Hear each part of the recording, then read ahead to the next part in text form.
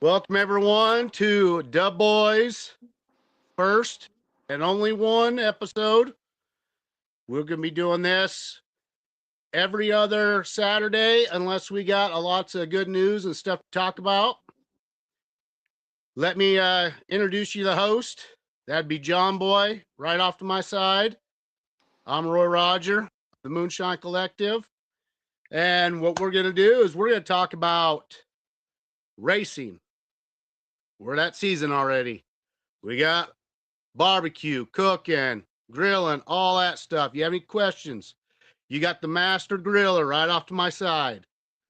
And then we got spirits, beer, wine, mead, whiskey, bourbon, anything in between. So introduce himself to the group there, John Boy. Hey everybody, my name's John Cadell. Everybody calls me John Boy, and just kind of into a little bit of everything, as you can hear and see, but have fun doing all of it. When did you start racing? I I started racing back about 1994, so that's about what 32 years. Yeah, approaching it. Yep. Well, who's some of the famous people that you used to drive with when they were first starting out with? Oh wow, several people that's ran NASCAR, and several of them are NASCAR crew chiefs and different stuff like that. Chris Gabehart. He's one. Rodney Childers, he's another one. He used to be a big time crew chief. Raced against Dale Earnhardt Jr. years and years ago, and Trevor Bain, Daytona 500 winner. We actually helped him get started in go kart racing. So man, there's been a bunch of people. That's awesome. Hey, David Masters, how you doing? Hey, Jason Acosta, nice seeing you there. Welcome all to our first show, The Boys 101, Racing, Barbecue, and Spirits. What have you been cooking lately or making lately? Well, I cooked barbecue for the banquet there at Godspeed Raceway. And fed everybody there, about 200, 250 people, and they seem to enjoy it pretty good. We do that about every year. Do a couple benefits at the track and stuff for them. But here lately, I've been doing a lot of canning and pickling, and 100% of the money from my canning and pickling is going to sponsor junior drivers and junior racers at several different tracks. But man, we've been doing pickled eggs, like 5 or 6 different flavors, chow chows, hot pepper mustards, and several different flavors of pickles, and even pickled bologna, believe it or not. That all sounds great. Pickled sausage, pickled bologna, pickled eggs, everything else in between. Hey, Freddie, what up? Mark Morgan, Mr. Shadow, nice to see you. We don't do that here right now. We do that later in the program. This is kind of a kid-friendly episode. We do that at least the first part. Did you have anyone that you wanted a link sent to jump on here, John Boy? Well, I did, but they're all busy right now. Okay. See. Shadow says love pickles. We have been talking to some other people on other shows, like last night, Moonshine Militia. They had their little podcast. I got on there and hung out with those guys for a while, and I mentioned them about our first podcast tonight. And there's a few guys that said that they would be willing to do some sponsorship. That's one of the other things that we're doing here tonight, and every night we're going to be on. If we can get someone to donate some type of money or anything that's around John, that'll help those youths out, we surely appreciate it. You want to explain that a little bit more, John Boy? Yeah, junior drivers that I'm sponsoring, they range in ages of 6-year-old to like 13, 14-year-old. They all run different weight limits and different motor size classes and different motors and stuff. Uh, they range in things that they're needing, like tires and wheels, engine refreshings, engines, air filters, chains, gears, helmets, safety equipment, stuff like that, and then tire preps. I mean, things, some of the cheapest stuff, $10, $15, and they've got a couple things like that on the list. I mean, some of the most expensive things is tires and wheels. A whole set of tires and wheels, running Burris tires, especially, you're looking around $600, maybe a little bit more for 4 tires and wheels. And that's for a go-kart. And that's kind of expensive, but some of the Reapers and stuff are half that price, but not everybody runs that track that runs those tires. But I'll be running several different tracks this year, and the classes I run are high horsepower, and it costs a lot to keep them up and maintain them as well. So I need a little bit of help, but I'm mainly wanting to help these kids because they're the future of our sport. And in order to keep it going, you got to keep these kids interested and keep them in good equipment. I mean, you look at moonshining and bootlegging, that's where NASCAR and racing started around here. And by me being who I am and keeping the bootlegging and moonshining alive, keeping racing alive too. So everything's coming full circle. And yeah, some people recognize me for some of the TV shows and stuff I've been on. And I think it works out, and it's a good positive thing. I mean, you know where the kids are going to be at on Friday or Saturday night. Yeah, it's always great getting them to do something constructive. The biggest thing, though, is sponsorship. Like you were saying, Yes. parts and all that stuff. Some of the drivers and their families aren't wealth people, but they are talented. And that's the biggest thing that we're trying to spread out there is get a little bit of help for each one of these kids, because the most important thing is time out there, learning the sport, and having fun. Spending quality time with their family. To win. Yep, everyone wants to win. That's a gimme. Yes. But learning the proper ways, not putting someone in the fence, wrecking them, getting other people pissed off. That's not what you're trying to teach these kids. Well, they get to learn discipline and control and a lot of other things. And one of the other best things about all that is sponsorship.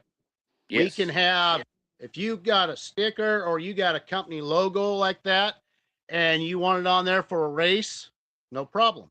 You want to be on there for 5 races, 10 races, or you want to be their major sponsor, get hold of John Boy. Again, he has a couple of little places that they cash out on. All the money goes to those kids. A little bit goes to John Boy. Yeah, Dave Masters keeps those kids out of trouble and having fun. Miss Lisa Day says, hello, everyone. Howdy, howdy. Miss Lisa Day, she sent me a video earlier. She lives up there in Maine, and they have this race up there that they do once a year. It's up in the mountains. And Travis Pastrana, the last 3 years, has beaten his own world record. Wow. Last years. I've watched it because Lisa would send me a video of it.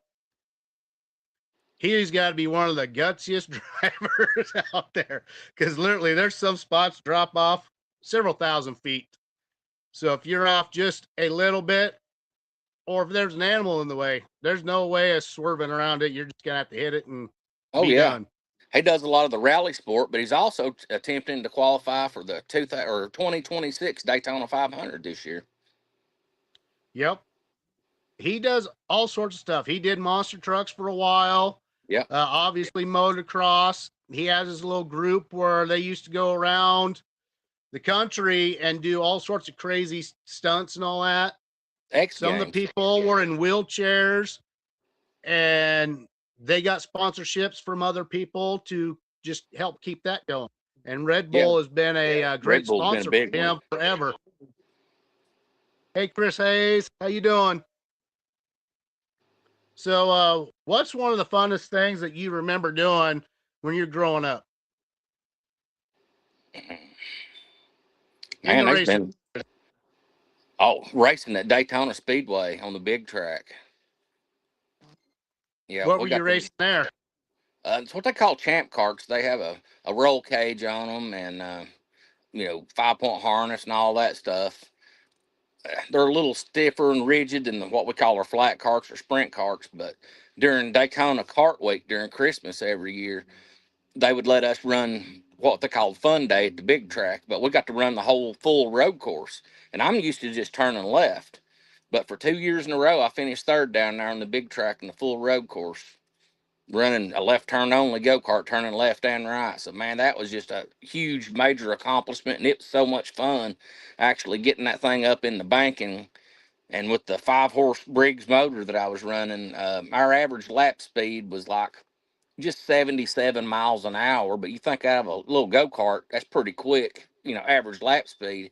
But we were doing like 105, 107 down the tri-oval and the back straight. That's honking.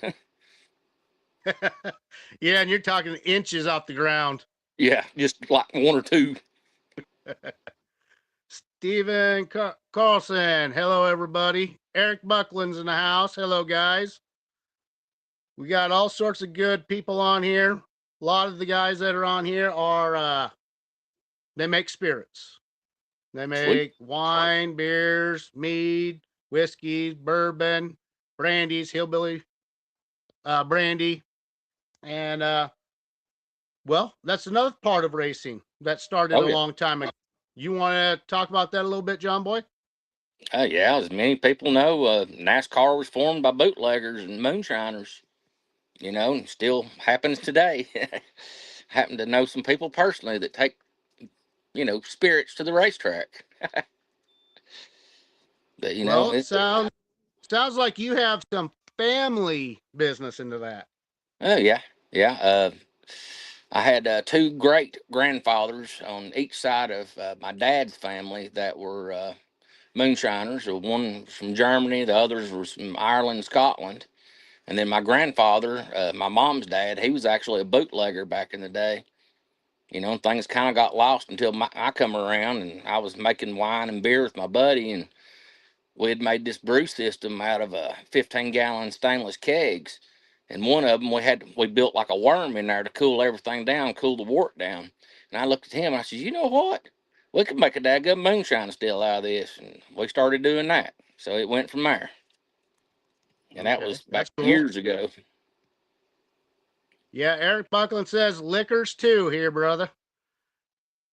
We got Master Distiller Jason Barlozzi in the house.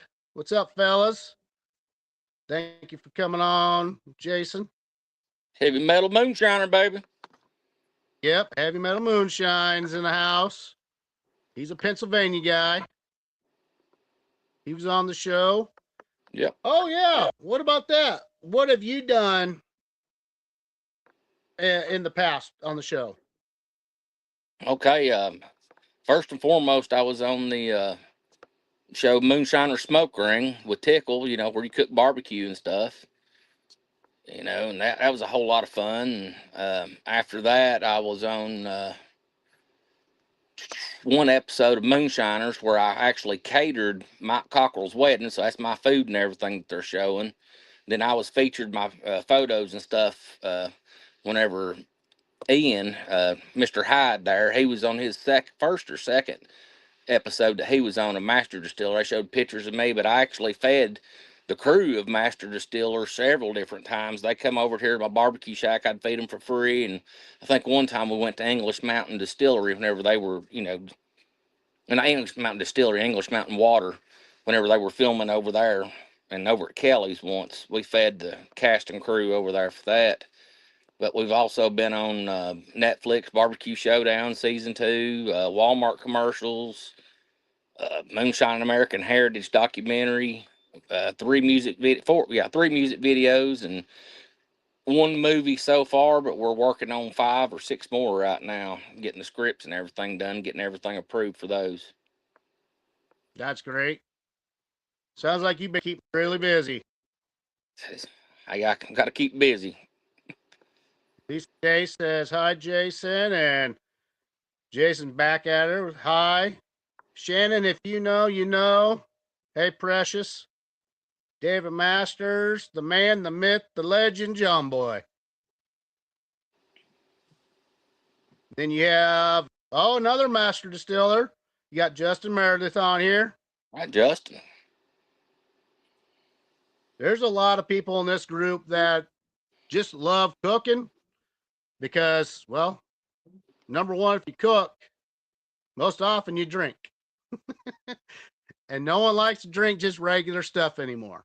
Everyone wants to tweak their stuff a little bit here and there, make it their own personal twist on stuff. I think that's one thing that really helped me get on the Moonshiner Smoke Ring show is where I made moonshine barbecue sauces and stuff. And me and Tickle actually made moonshine barbecue sauce on the episode that I was on. And there was like a case of it left over, and I ended up auctioning that off and giving 100% of the proceeds to the local elementary school next door that I went to. So that was a whole lot of fun. That's great. Now, don't you have a converted distillery close by you? Well, yeah, I've got a distillery within a mile and a half of here. It's called Brushy Mountain. It used to be a old prison, and they've got it as a tourist trap now. And they've got a restaurant, two restaurants in there, and they've got a distillery. Uh,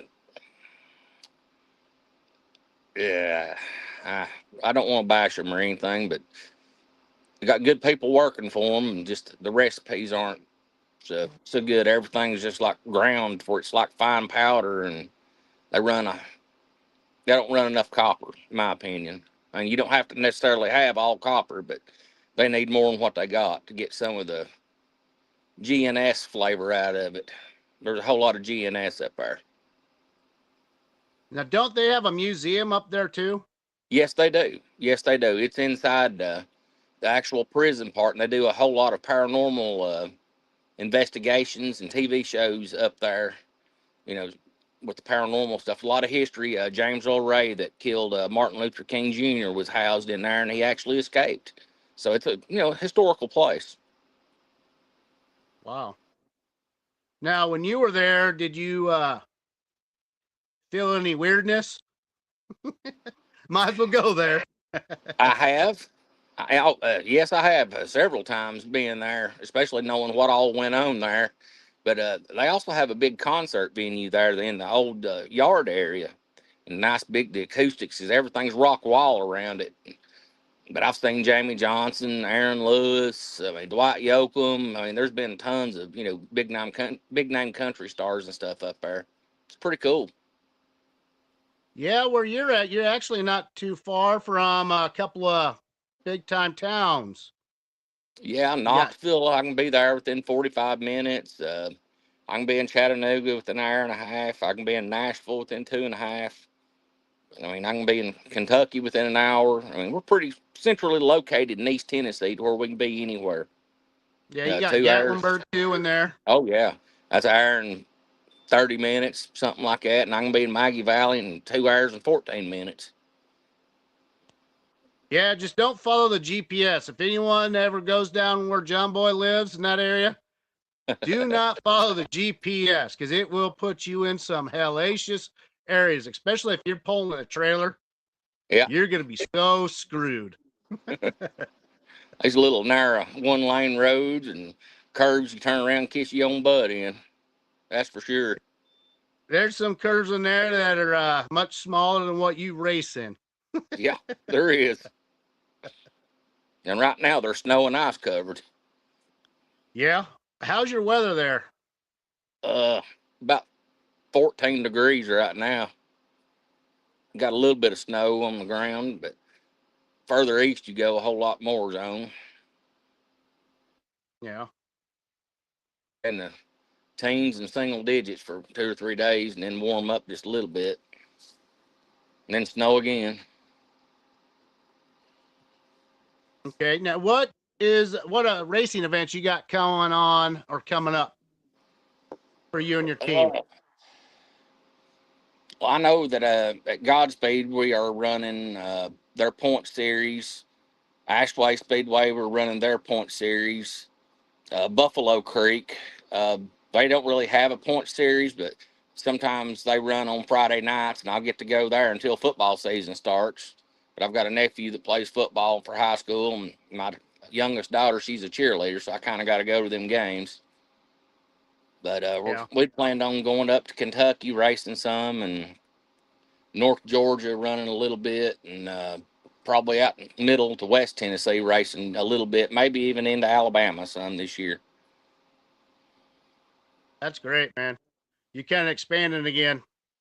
Oh yeah, used to we run pretty much all the Southeast and run the World Karting Association Speedway Dirt and Speedway Asphalt series and a lot of the big money race series, Max Daddy and a bunch of things like that. But I'm getting too old for all that crap.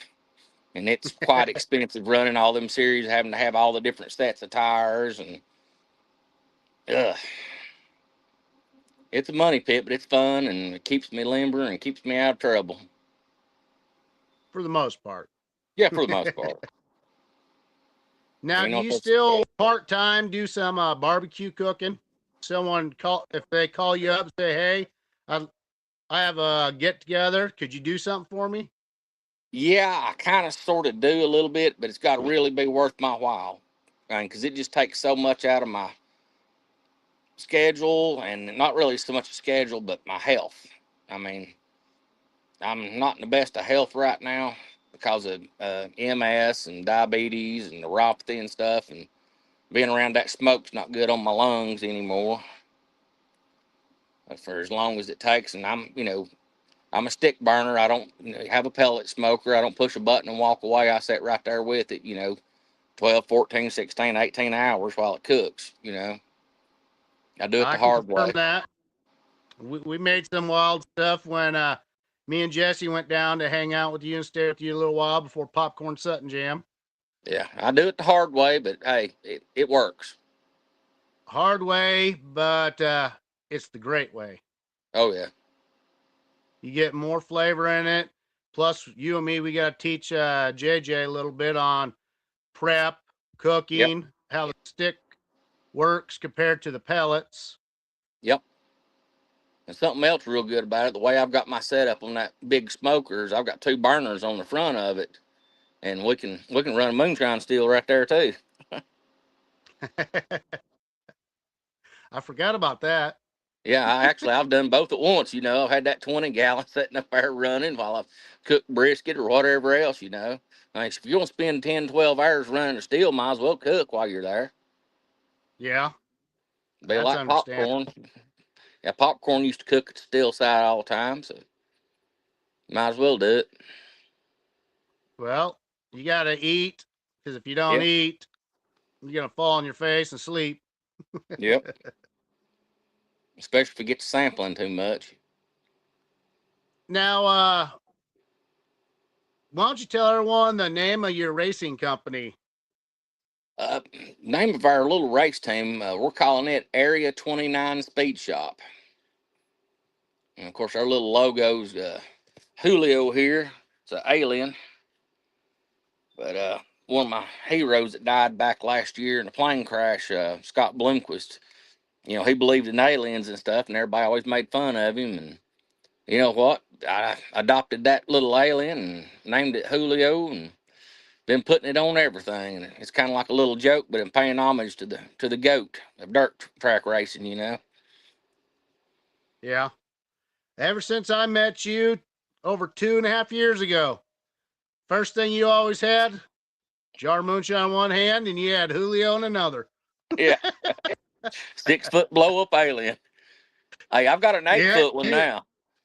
you had quite a few of them that first Popcorn Sutton Jam. People Yeah, kept walking around. I was like, I want another one. I want another one. Your yeah. dad just over there at his booth shaking his head, going, "What the fuck is going on?"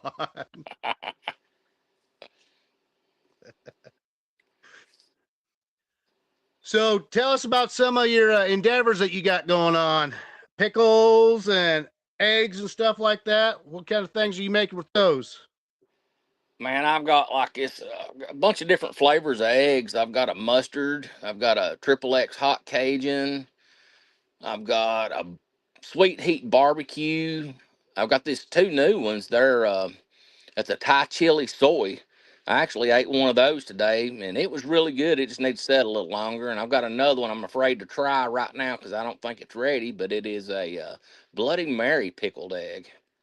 It's got a little spice to it. It ought to be good. I think I got something off to the corner that'd go good with that. Oh yeah. Oh yeah. Fixing to do some moonshine pickles here soon too. I'm gonna Yeah. call up my old buddy Crummy and get some of his red, white, and blue liquor there, corn liquor, and kind of infuse some pickles with it. But man, we've got spicy dill, garlic dill, bread and butter, sweet and hot, and what else is that? We got the Bloody Mary and pickles as well. It's like a That Bloody sounds Mary great. deal. Chow Yeah, I've chow. been making some jellies and jams myself here.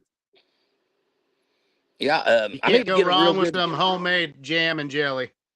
I need to get a real good recipe for like a bacon jelly or a bacon jam. How about we come up with an idea where we make a bacon honey jam?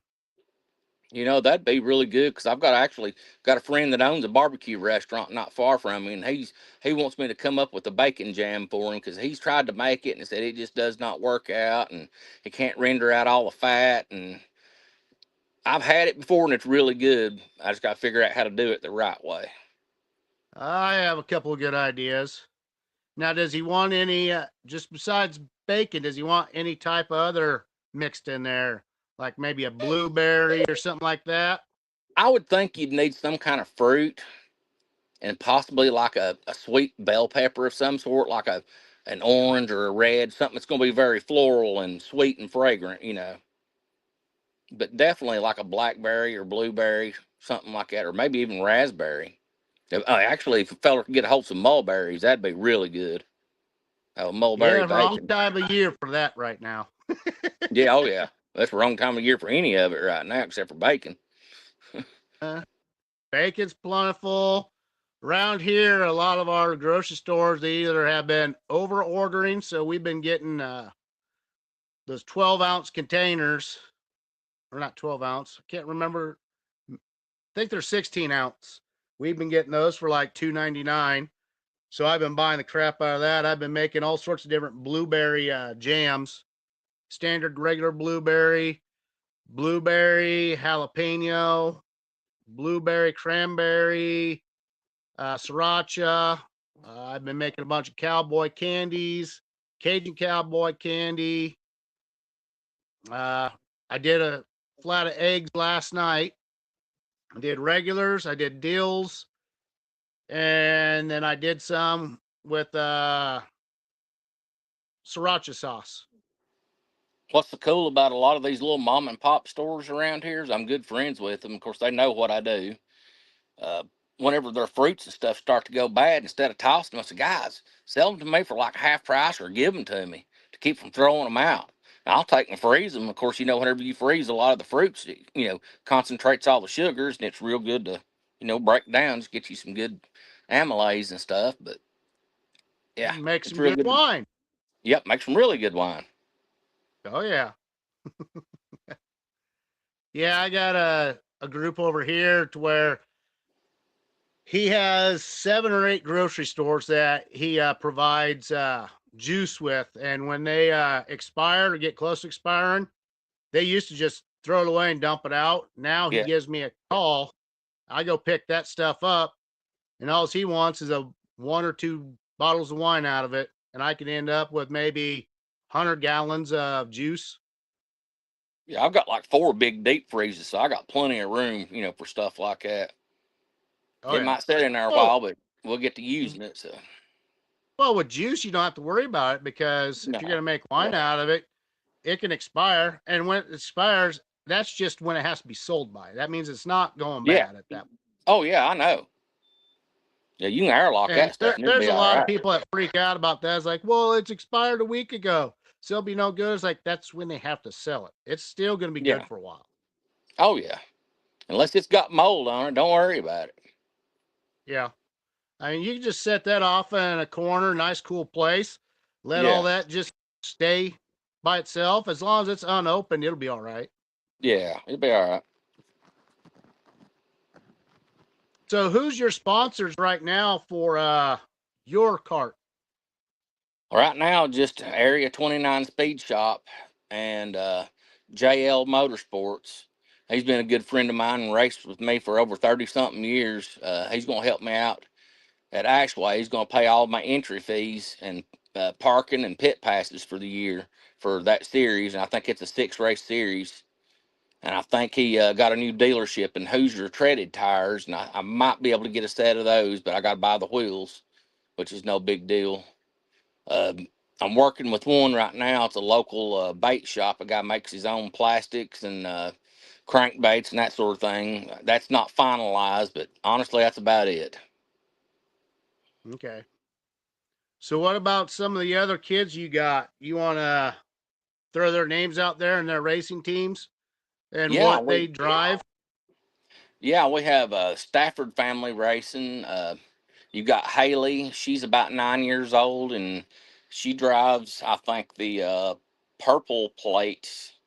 I think purple plate, junior restricted class.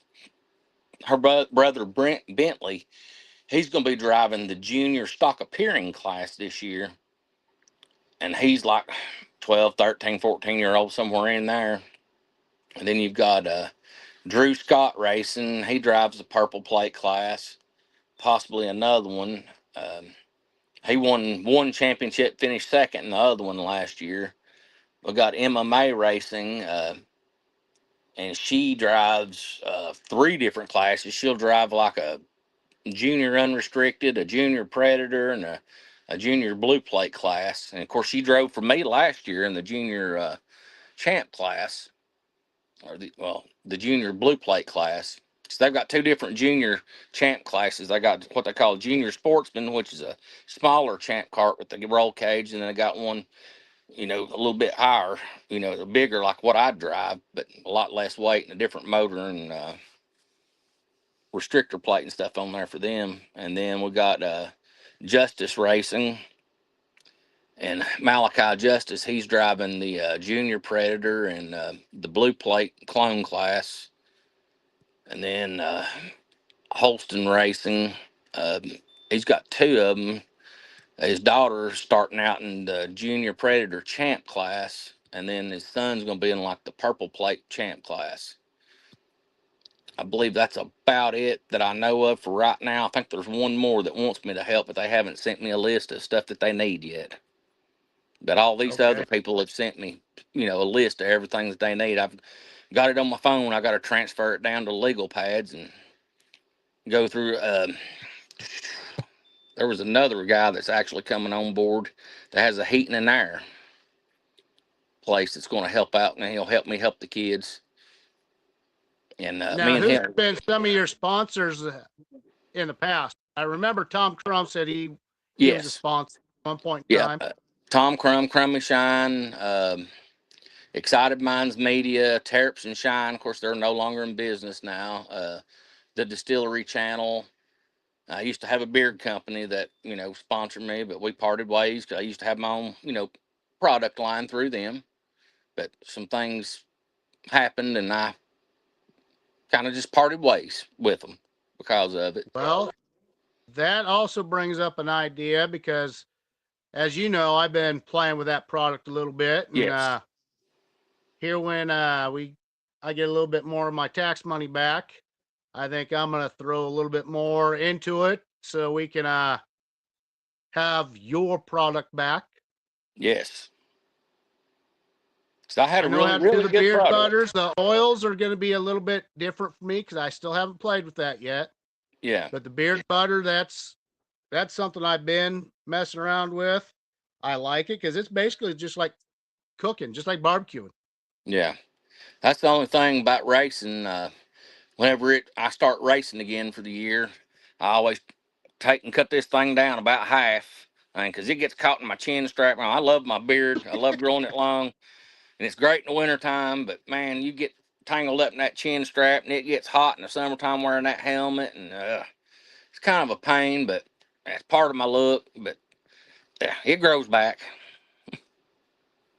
Didn't last year you end up getting a little burn? Oh, it wasn't last year's, the year before. These motors are different than the ones I used to race back in the late 90s and early 2000s. Of course, we've got the overhead valve motors now, and we used to have the old flatheads back then. And the chain and clutch guards and stuff didn't really protect me enough. And where I was, a bigger feller, I'm over closer to the motor, and I burnt my arm pretty bad, and I'm still scarred from it even 2 years after. And it's still kind of sore and sucks.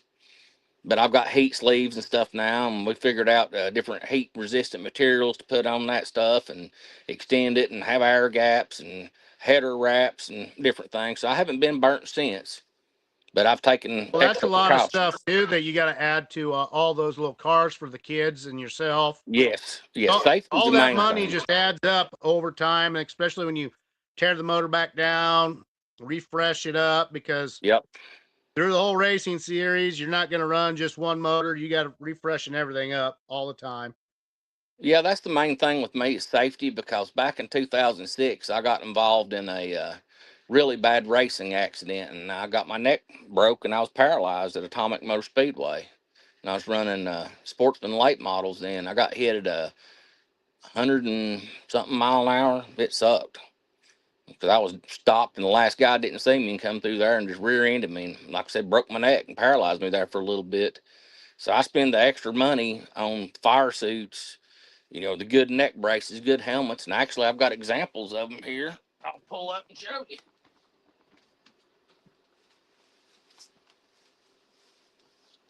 I mean, a lot of these people, they said, well, here, I've got a helmet for $20.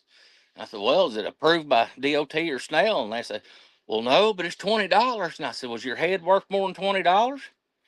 I mean, this is my custom helmet, that I bought. It's one of the cheaper ones, but it's a good helmet. It's going to protect my melon. Yeah. There's a lot of safety stuff out there that the kids got to have because they're growing, they're getting bigger. So they need those different connections, different helmets. Well, that's one thing too that they require the kids to have that we do not have to have is if you drive the junior classes, you have to have a chest protector that protects your heart and your lungs and your back and everything. Used to, they never did that for us, back in the day, but now they do, and I'm kind of glad they do. But a lot of people bitch and complain about it because they're between $75 to $150 for those chest protectors.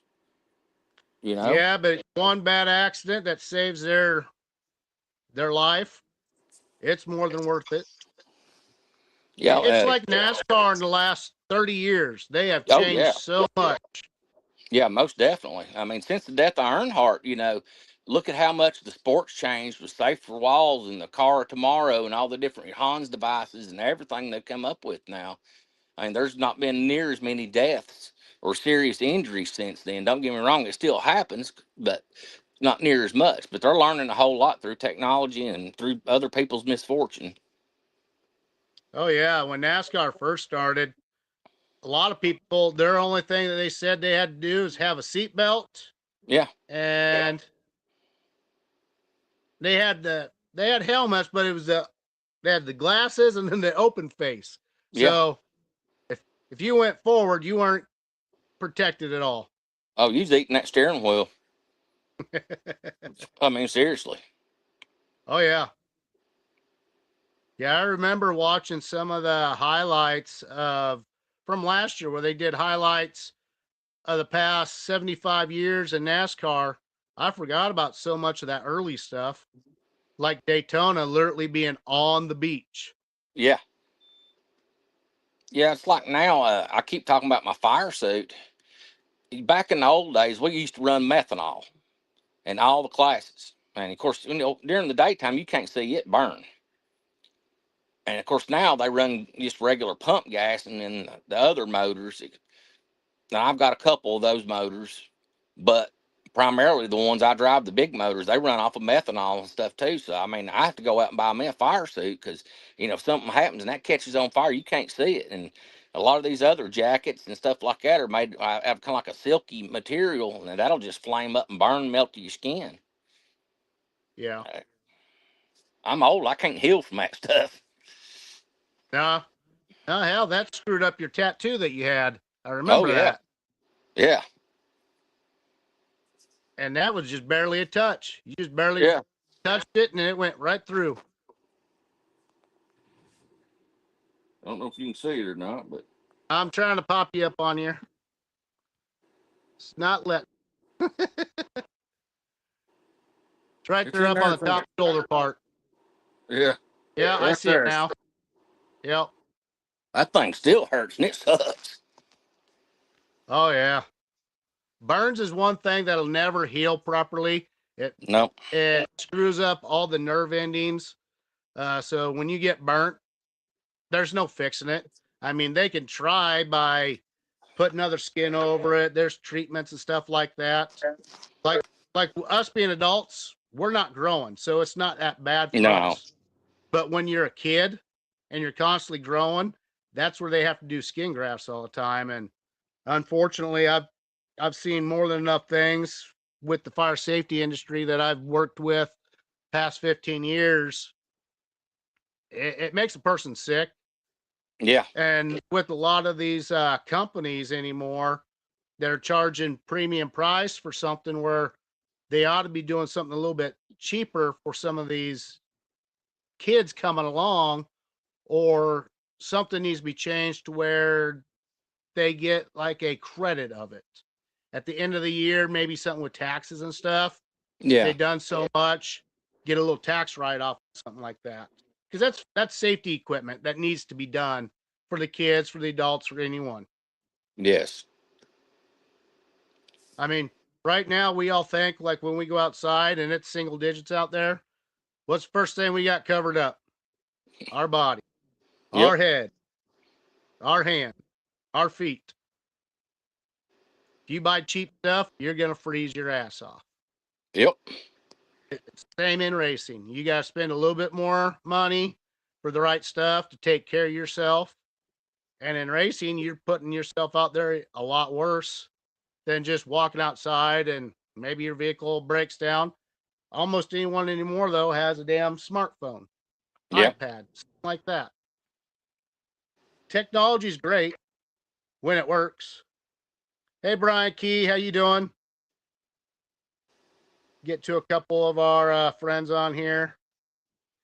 David Master said, smoked devil eggs are something else. You ever make yeah. those, John Boy? Oh yeah.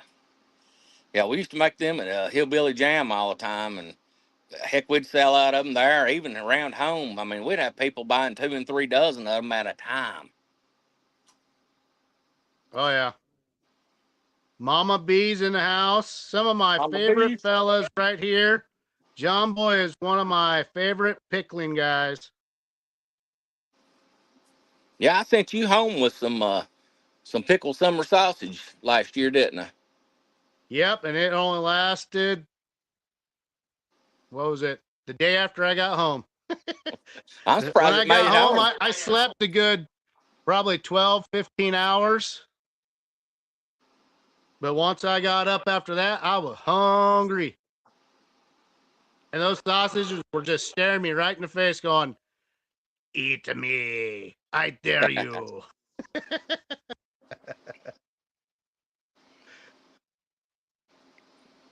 Eric Buckland says, try cantaloupe if I can't read that word. Shit. My eyes, I need to get some fucking glasses.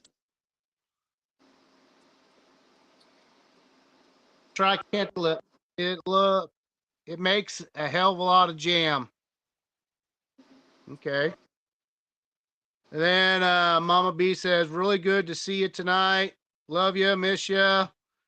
Tons, John boy. Need to see you soon. See you, Roy, all the time. No problem, Mama B. We're on all sorts of different podcasts throughout the week. starting off Sundays, you have the Moonshine Collective, which is Afraid Not Me. Mondays, you have Mark Morgan and Lisa Day. They talk about seasoning, spices, all sorts of natural healing stuff and all that. I think I've Tuesdays actually been again. on some with them before. Yeah, I think you have. Uh, Tuesdays again is the Moonshine Collective. You also have Santa. He talks about in depth in moonshine, wines, beers, all sorts of different alcohols. If you have any questions, if you're a new person on that or you're trying something different, always good to get hold of him because he's very knowledgeable of what he does.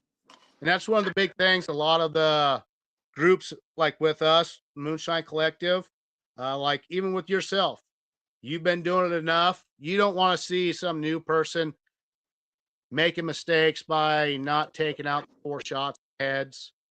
Yep. Make sure that their rig is all safe. You don't want no gases getting loose, especially if you're running open flame. Bad things happen. It's Yep. happened to some of the best people in the industry. Happened to Popcorn Set and Jam a couple of times, Yep. unfortunately. Wednesdays, there's a large group on Wednesdays. You got Uncle Drunkle,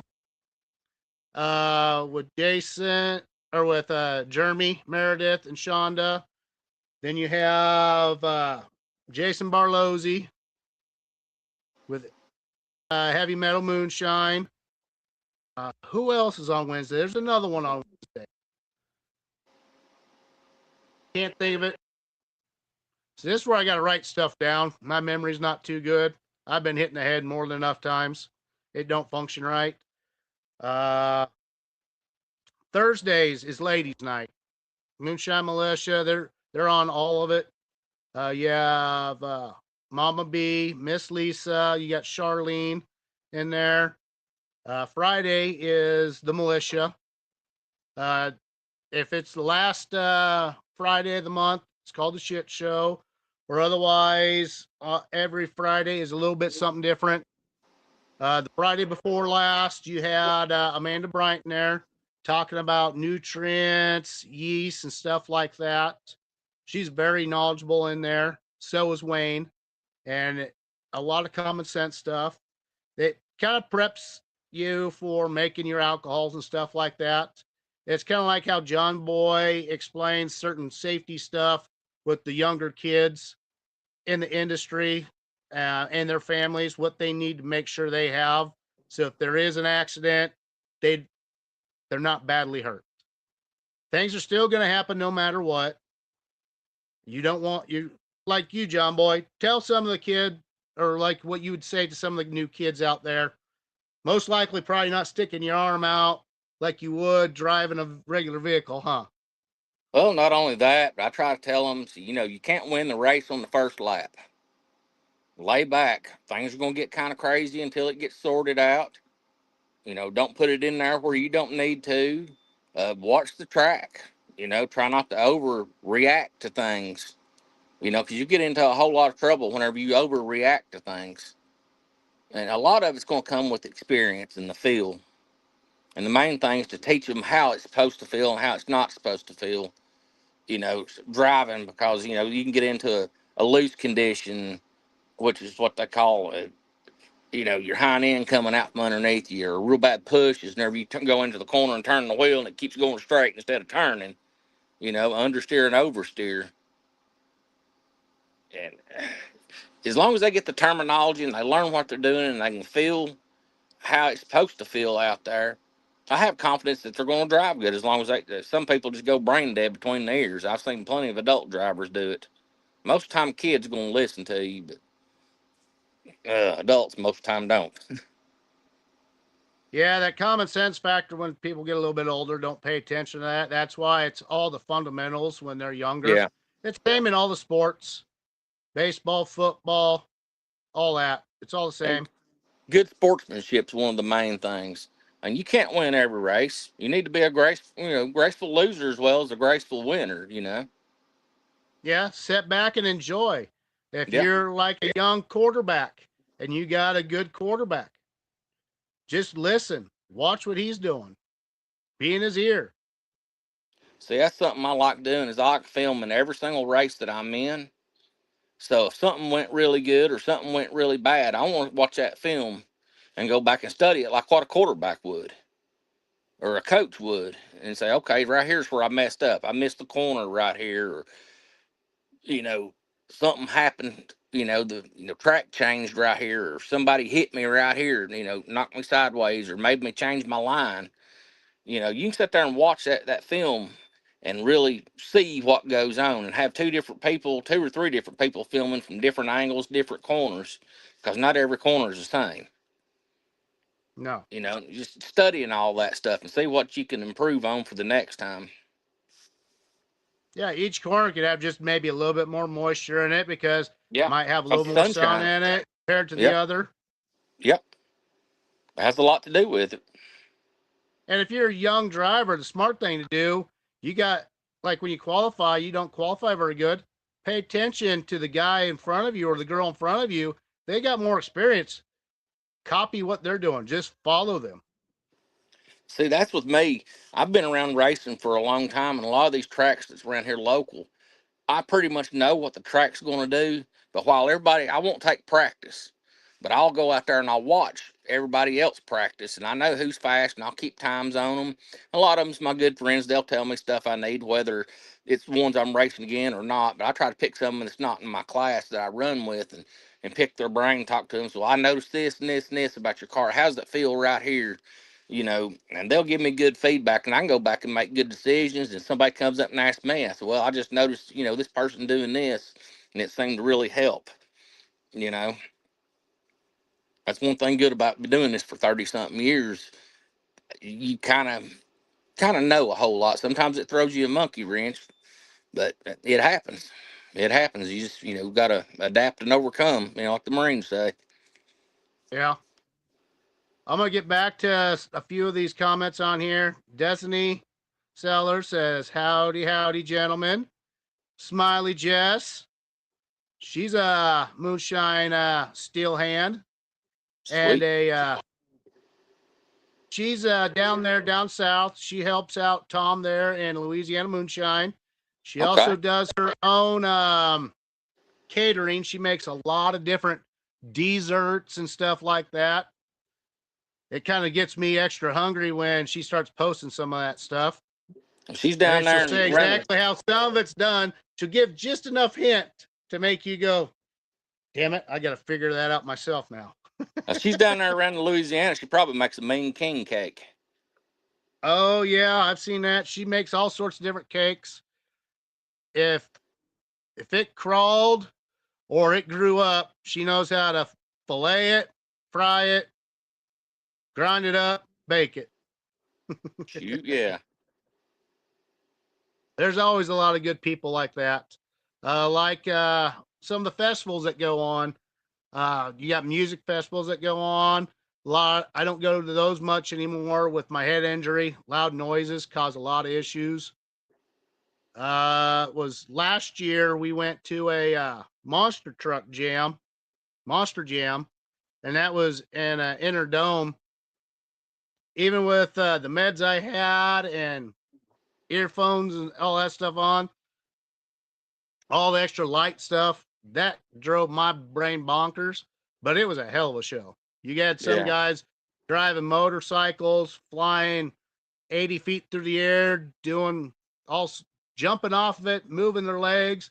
One guy could do a front flip, the other guy would do a back flip, another guy did a whole whip, 360 whip. There's all sorts of people that are talented in all different types of things out there. It's not just racing, but it's something that they fall in love with and want to do. And that's basically why we try to tell our kids, get out there, enjoy it, especially when it's nice weather out. Go do something. You don't need to be inside playing on your phone, your computer, PlayStation, any of that stuff. You need to get out, hang out with real people. Go do something entertaining, hunting. I know nothing. You love fishing. Oh yeah. What's some of the best fish that you love to catch? Any of them really. I really like bass fishing. It's a whole lot of fun for me because I like throwing a lot of crankbaits and stuff.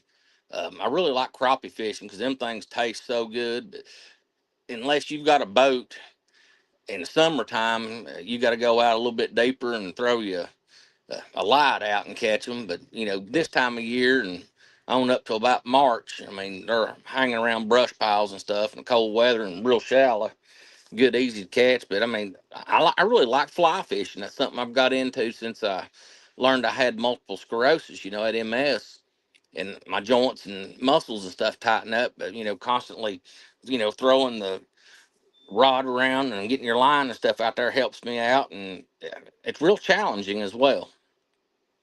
I've yet to go trout fishing like that, but mainly I catch bluegill and sunfish and stuff like that with around here in East Tennessee.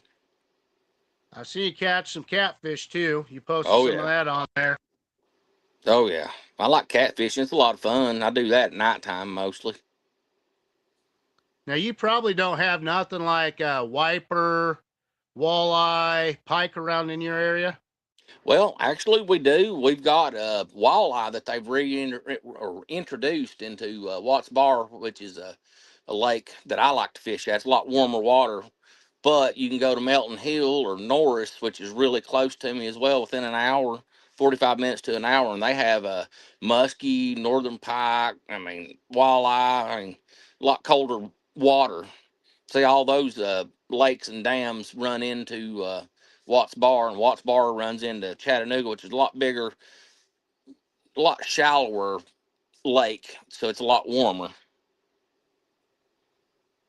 Okay, but no pike. And what are some of your main fish around the Tennessee area that you guys got? Well, they've got a little bit of everything. Just depends on which lake that you go to. I mean, we've got rockfish, stripers, and just about every lake in East Tennessee. But like I said, Norris and Melton Hill, you have a lot of the colder weather species like what they have up north, with the walleye, pike, and muskies and that sort of thing. Of course, around here, the smaller rivers and stuff, they'll have muskies and some of the walleye. But Watts Bar, you've got your bass, bluegill, catfish, crappie, stripers, yellow perch, that sort of thing, paddlefish. And actually, they've been catching quite a few sturgeon, which has been in Watts Bar and a lot of our lakes here. They're real rare. And of course, if you catch one, you take a picture. The University of Tennessee and the Tennessee Wildlife and Resource Agency will send you a certificate, for a trophy fish just for catching a sturgeon and releasing it. Yeah, I didn't know if you guys had catch and release there. I didn't know you guys had sturgeon there either. Yeah, you catch and release those. Certain times of year you can catch paddlefish, but it's just a small window, just like a couple months, and you can keep and eat those if you like. But you don't see many paddlefish around unless you go to Center Hill and stuff like that. Of course, some people call them spoonbills. They are in Watts Bar as well. Most of the time you snag them. You can snag them Yeah, there that's in control. we have them around the two dams that we have around here. Yeah, They're more up north, yeah, and I think there's only like a month window here yeah. where it's open for that. I mean, mainly I catch and release anymore. If I keep something, I'll keep a few catfish, I'll keep a few bass, but what I really like is keeping crappie. I want to go walleye fishing and keep a bunch of them because they say it's better than crappie eating wise. It is silver pike. Never had it. Pike, their spine's different. They're more of a triangle spine. Okay. You'll have it like this where it comes up like that and then it flares out at the bottom. So there's unique way of filleting those out. But damn, they taste good. They're a hell of a fight too. One Yeah. of the best things I like catching, people don't like catching, are carp.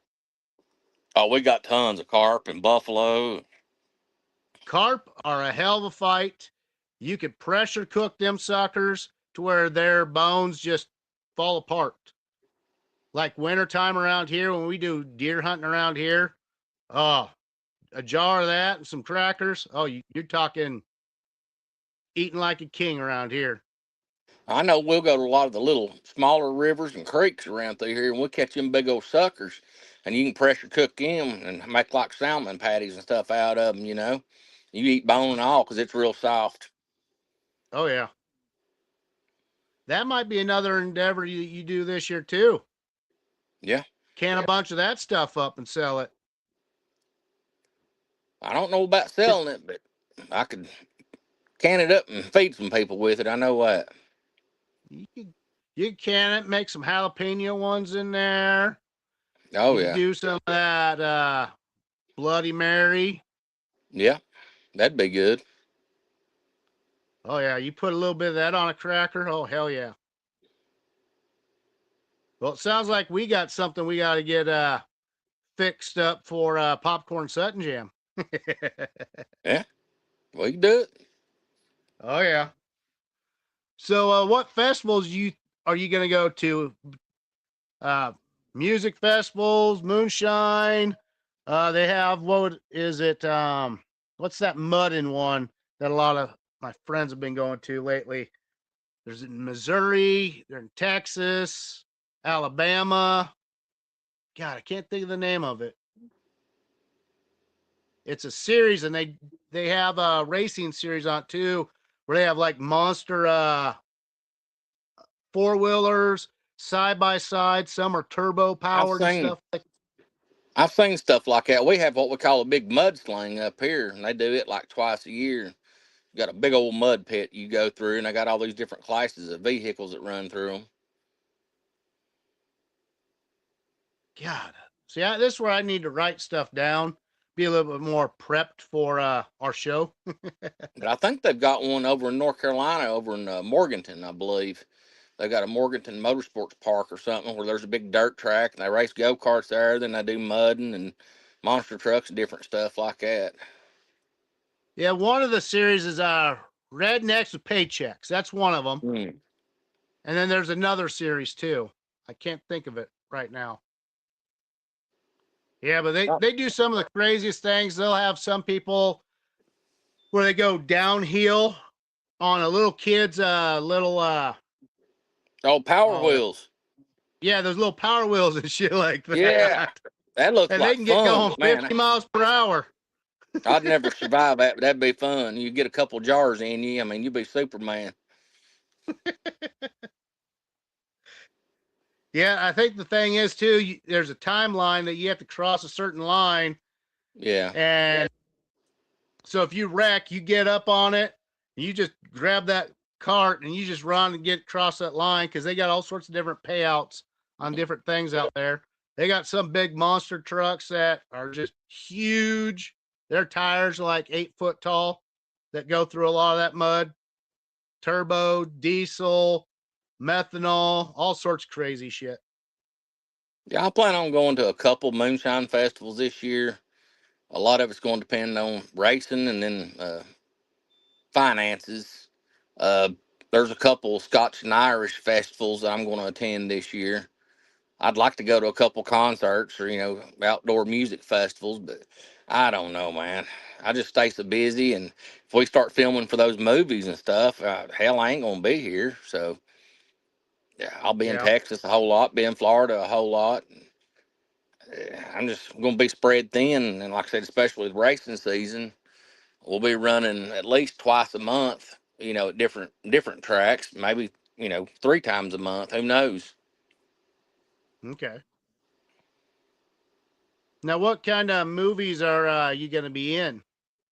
The first one that Has I'm some in of them been right now. confirmed yet?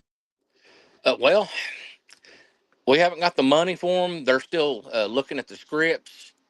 But one of them is a kind of like a Moonshiners meets Dukes of Hazzard, called Uncle T's Farm Stand. Another one's called Whiskey Wheels. My character in it is I'm a moonshine boss / race car driver. It has to do with bootlegging and stuff like that. Another one's kind of like a superhero movie. I forget the name of my character on it. And then there's another one. It's a western. Scarlet. I forget the name of it. Scarlet something. And then there's one. It's kind of like Remember that old movie Meatballs, where they're at a camp and stuff? Oh yeah, Kind of like a summer camp. I'm kind of like a yeah. George. Like a George Burns character. I got a big old set of glasses, a cigar, and a robe that I wear all the time. I'm like a camp counselor with flip flops and wears that all around. So that ought to be fun.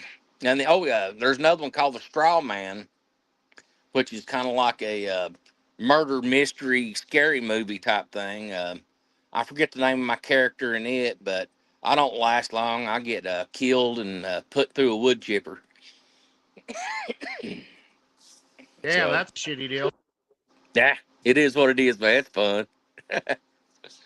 Well, that part reminds me. There's also a couple ladies out there that do a podcast. It's Murder and Moonshine. Okay. They're two real great ladies. We had them on our show one night, and they're full of fire. Those are great ladies. They've been on several podcasts.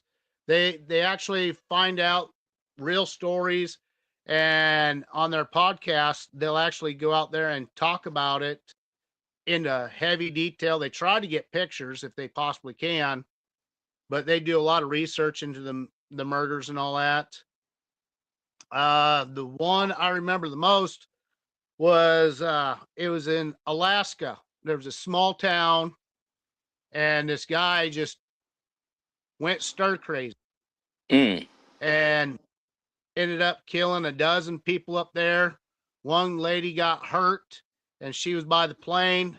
She couldn't get on. She couldn't travel far enough to get on the plane. So the pilot drove to the bigger city, told them what was going on because their radio was destroyed. When they got back, they tried finding several of the people. There was only a couple people that survived the whole thing, Oh wow. but more than a dozen people were murdered. Wow. Just a lot of older stories and stuff like that that a lot of people just don't think of.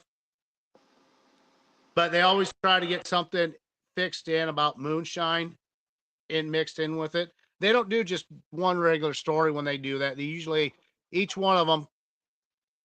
I remember one of them's Christy, and I can't think of the other lady's name. That's bad on me. I need to start writing more notes, like I was saying. But they do a lot of great things on there with history and stuff. Just kind of like where you're at. There is Yeah. so much history around where you're at. That where you're at isn't the Hatfields and McCoys. Wasn't that too far from you guys? It's a little further for me. I think that's where West Virginia and Kentucky all meet right up there in the tip of Tennessee, east tip of Tennessee, up in through there. Okay, I didn't realize that it was that far up there. I remember in Gatlinburg they have a Hatfield McCoy distillery. Well, it's actually a dinner theater show. Oh, it's a dinner theater. Okay, I didn't know Yeah, what it was. it's really good. It's a little expensive. It's a good little show. And they do have some moonshines there, but there is a Hatfield McCoy's or a Hatfield's distillery and stuff. I forget where it is, but I don't think it's in Pigeon Forge. Okay, I just couldn't remember because I know on Facebook I see it pop up quite a bit, and I should probably click on there and write a little bit more information down. That way we have a little bit more knowledge on that. Yeah. They put on a pretty good song and dance show and a little bit of history about the Hatfield McCoys and a little bit about moonshining. But I mean, I got really good food. I have like a pulled pork dinner and fried chicken with it, and mashed taters, and I got what this stuff I call possum soup. It's like a potato vegetable soup's really good. And they just keep bringing it. It's all you want to eat, buddy. I mean, the tickets are expensive, but all you can eat, you can put it away there, and they'll just keep bringing it to you. That sounds great. I know when you and me were in Gatlinburg, we went to Junction 35. Yeah, That's a nice little distillery, yeah, cooking area. They do all sorts of stuff there. yeah. There's all kinds of new distilleries popping up there, and of course, you got the Moonshine Depot with Tiny, from East Tennessee Distillery there, and Biggins is working for him now, and Moonshine Red's in there all the time, shooting, little commercials and stuff. And of course, you got a Liberty Shine, I believe, opened up really close to him now, off of really close. I mean, really close to him. And Of course, they got Old Mill Distillery and Tennessee Shine Company, and of course Sugarlands, and all the other ones that's up through our Old Smoky. And Lord, there's new distillery. I bet you there's 15 or 20 distilleries up there now. You could spend a whole month up there going through all the distilleries around where you're at. Man, if you done the moonshine crawl up there, you need somebody just to push you around in a wheelchair by the time you visited the fourth one. I seriously doubt you'd have alcohol poisoning by the time you got through trying them all. We'd I have a believe good we time tried one trying. time. I tried that one time with their wine trail, and there's a bunch of wineries there. And of course, now they got a bunch of places that's making hard cider up there. Yeah, that's one thing I did one time. I need to do it again. That was fun. God, who was it that helped me with that? There was a moonshiner. I can't think of his name off the top of my head right now. But he told me to make that before he was going to help me with anything else. I'll have to look back at some of my notes and all that stuff. So my great grandpa used to make homemade brandies, and he used to make hard ciders. And we used to have an old cider press. I can remember it. It's made out of like a half of a whiskey barrel and had a bunch of gears and stuff in it, an old hand crank, and you put your apples in there and ground them up. And of course, after he died, we went down the basement and stuff. We'd found all kinds of hard cider that he had put up over there. And of course, he used to make Applejack all the time out of that hard cider. You know, Yeah. that's kind of like cold distillation there. Yeah, that I cold remember. distillation, you still got to warm that up to get some of that crap out of there, though. Yeah, you do. I mean, it's still going to have your foreshots and heads and stuff in there. You know, your bad alcohol. I mean, you could distill that, and it'd be almost 100%. But be good. Yeah, one time I didn't follow that all the way through. Heck, that was around. Oh heck, I think that was my third recipe I ever made was Jack. Mm-hmm. Because of the Moonshiners, the movie or the show. I did that, and I didn't watch the whole rest of the show to where See, Tickle come back and said, I had never had such a bad headache or hangover my entire life. it give him the shits too. He got the shits off Yeah. that something fierce. Yeah, I can there are remember. things that you can learn. I You remember know that talking for a to him fact. about You that. know John Boy and a lot of the other people that's been on the show and stuff. Oh Lord, yeah. I talked to Tickle about that. I said, man, it give you a bad case of the shits too, didn't it? He said, hell yeah, it did. He said, That every time I'd puke, I'd poop. Yep, every pumpkin pie and pumpkin spice is that way too. Yeah. You drink too much of it. Woo. There's a lot of things that you can learn just by taking a few first steps. Yeah. Doing a wash like I did. You can do a wash and add some fruit to it as it ferments. As long as you use the right yeast, you can make a better wine out of it. I know the first couple times I did it, I tried bread yeast, then I did distiller's yeast. Didn't come out to a dry wine that I wanted. It was more of a wetter wine. It had a little bit of off flavors. Then I did what's that 48 one? A lot of people talk bad about it, but I found out with apples it works really good with it. But then what was it? God, it was who was that? Can't remember what moonshiner it was, but I was chatting with him, and he'd said if you're gonna do a hillbilly brandy or a true brandy, he's like you're gonna want to use a true wine because you're gonna want that dry flavor. Oh, you can use And champagne yeast for that. yep, 1116. He told me he asked me what fruit I was going to use. He said, with that fruit, I would do 1118. You got to look at your sugar And content for which fruit. yep. And it was a pineapple that I did. Okay. And it came out so freaking good. Again, I was new at this. This was over 5.5 years ago. And I didn't understand the racking way. So I went on YouTube and learned that.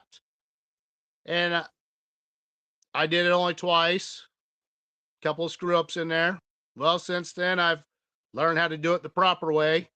And I've got probably 2 cases of wine on the other side of me.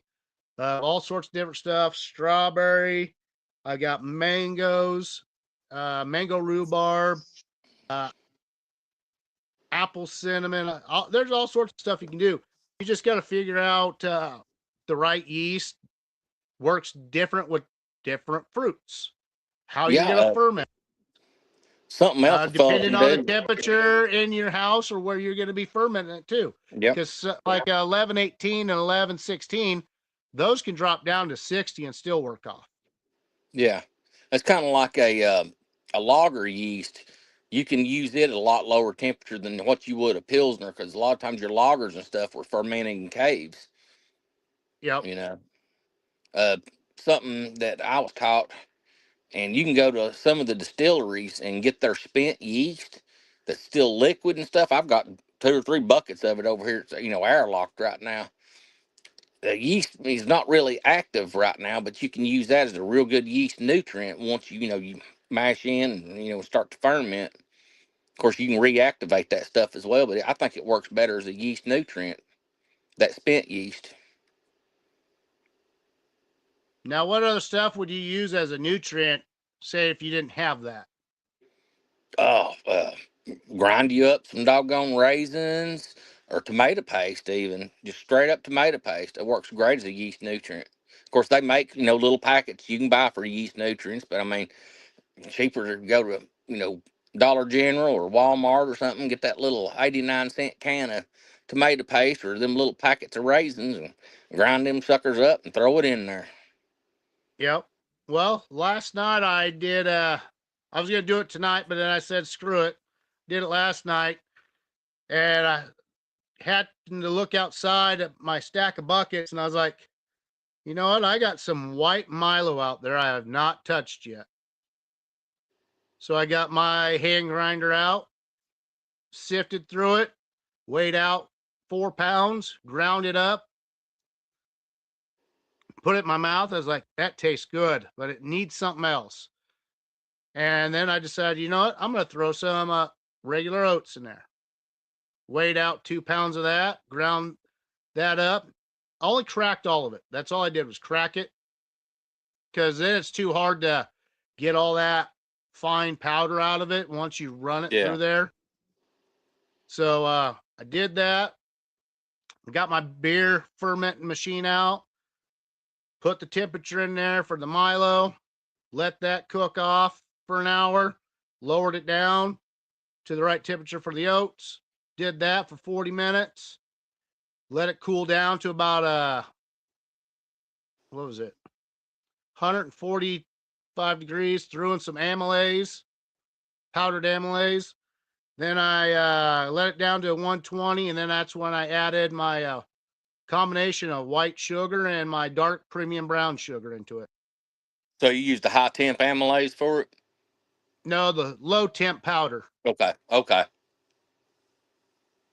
I don't have none of that high temp. I still have 2 pounds of that low temp that I want to use up. This is kind of an experiment. And then before we got on the show, I transferred all that into 3 buckets, and it came out at 1.08. I like mine coming off a little bit higher than most other people. A lot of people like being around 6.5 to 7. I like being anywhere around 8 to 9. Okay. And when I taste it, it's not going to be a sugar wash now. No, that's for sure. But yeah, this is where I think I'm going to run my my jar rig, and I'm going to put some oats in there, some of that oat creamer, some brown sugar, and I'm going to ground up a bunch of raisins. I'm going to make me a oatmeal raisin. That ought to work good. and it'll be all clear. I'll be able to have some of that extra off to the side to where I can post flavor some if I want, like we did last year Yeah. with that apple crisp and stuff. So what's your thought on what you want to be doing here for too long? What kind of flavors are you thinking of? I want to do some more of my Tennessee Sunset. That seems to be a really good seller around here. I'd like to do a lot more citrus stuff, but man, you got to mess with the pH on that so much. Like I said, I'd like to do like an orange pineapple. It kind of reminds me of that old ice cream had orange pineapple. I'd like to do something Well, like that. you can use an orange syrup that they have. There's this company that makes all sorts of different fruit syrups to where you don't have to mess with that Okay. citrus anymore. Jason Barlozzi was talking about it one night. Okay. God, was it? Starts with an A. Amarela. I think I have it written down somewhere. Let me look real quick. Let's see. That cheese. That's fine. Just Pashmere. Flashbacks.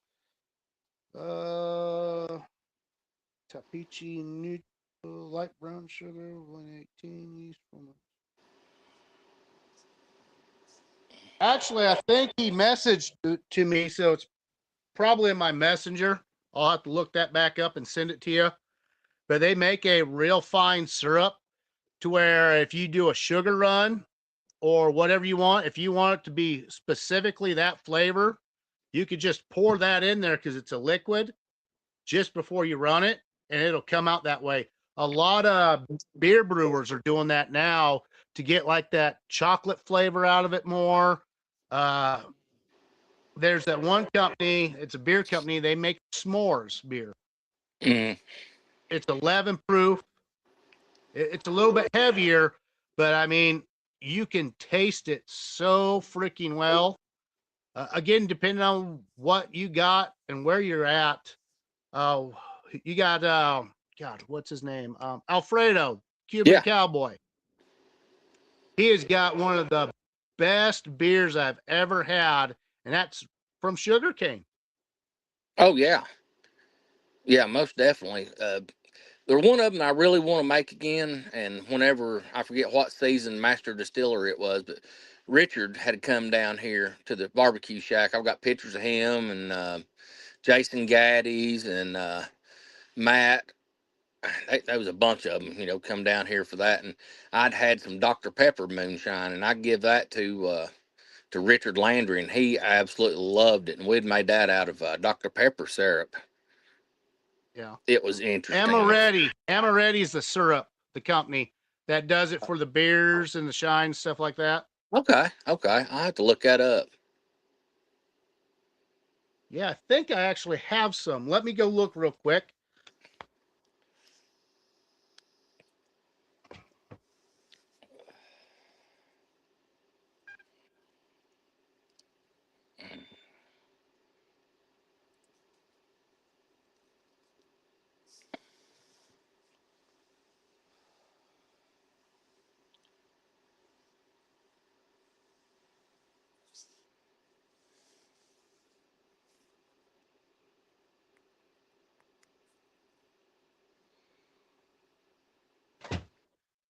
I don't have that specific kind, but I have the other kind.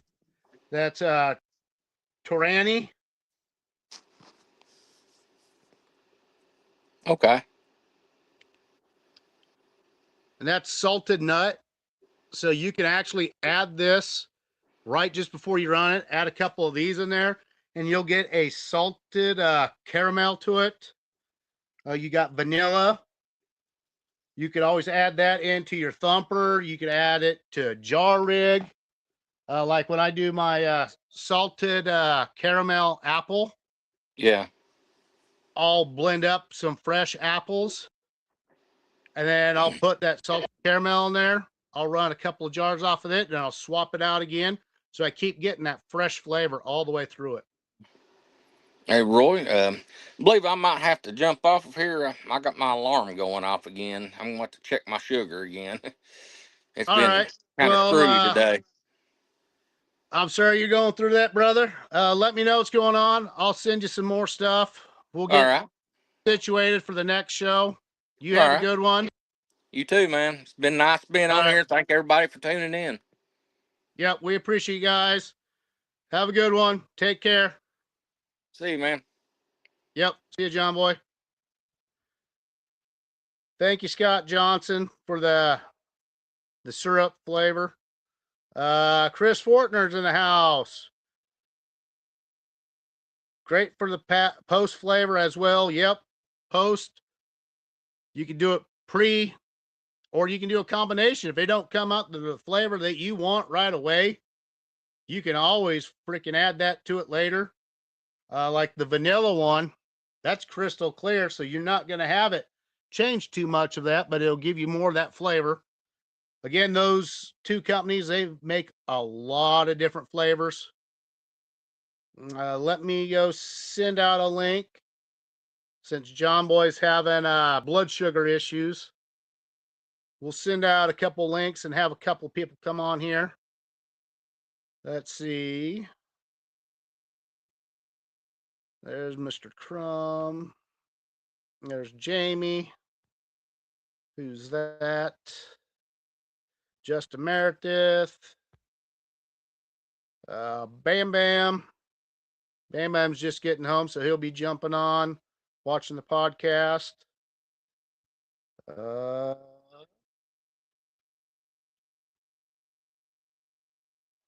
We'll send a link out to a few people here. We were supposed to have a couple of extra people come on, a few families that John Boy works with, but they were busy and the other family was sick and they didn't feel like being on tonight. But for our first show, kind of a little bit of a cluster, even though I've been doing it with Afraid Not Collective. Sometimes things just don't work your way, the way you want it sometimes. So let me send out there a few links. We don't do the typical what we've been doing on some of the other shows. Let's see. See who wants to come on in. And we got we got someone else on a couple other podcasts tonight too. So that's why we have a little bit lower numbers and stuff. Got Damon Betty, Justin Meredith on. Stormy Smith. You got Sean Rigsby. Anthony Porkchop Williams is on. Sean Grisby. Joe Longhorn. JJ's not on.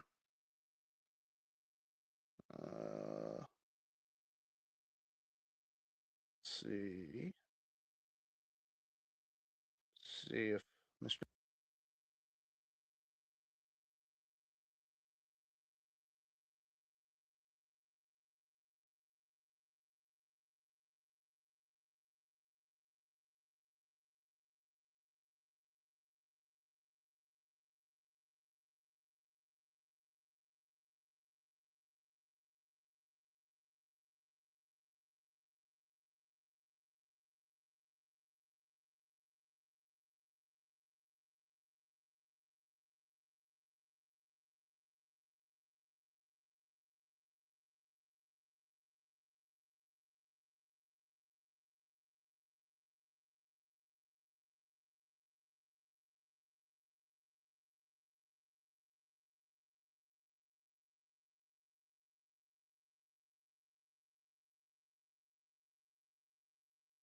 the podcast. If not, we'll go home for the night. Great post flavor as well. We have the great coon pecker god of all, Chris Fortner, in the house. Oh, here's some trouble coming in. What's going on, brother? Got Mr. Marcus Chapman. Been a little while since I've seen you, brother. Oh, I know. How's the weather there treating you? We got about 7 inches of snow. Getting all that cold weather now? It's colder than a well digger's ass outside. Well, I don't want to be a well digger then. And the roads are slicker than greased out shit. Hey. Yeah, Kelly Williams posted on a live that there were several vehicles in the ditches. Yeah, Kelly over in the Smokies where he is at measured 17 inches of snow. Damn. No, I got off of a video call with a group called the Shadow Trackers. They have this show called Monster Mondays on YouTube. Okay. And trying to get something worked out on doing an investigation. Okay. Now, how far away are you from John Boy? 3.5 hours. Because they have that distillery / prison there that has all sorts of fucking craziness in there. Well, see what? These got the Shadow Trackers, they're mainly out for the cryptids and stuff like that, like Bigfoot and all that stuff. Okay. And I was explaining to him the sightings I've had and told him whereabouts they were, and I told him about the Bigfoot Festival we had and have had for the past 7-8 years, and they're asking me about getting them hooked up with the people who are over the Bigfoot Festival. Now, when is that festival? What month is that usually? It's usually like the first. Say usually either in September, either in August or September. I think it's at the end of August, if I remember correctly now. Yeah, I think so. Yeah, it is.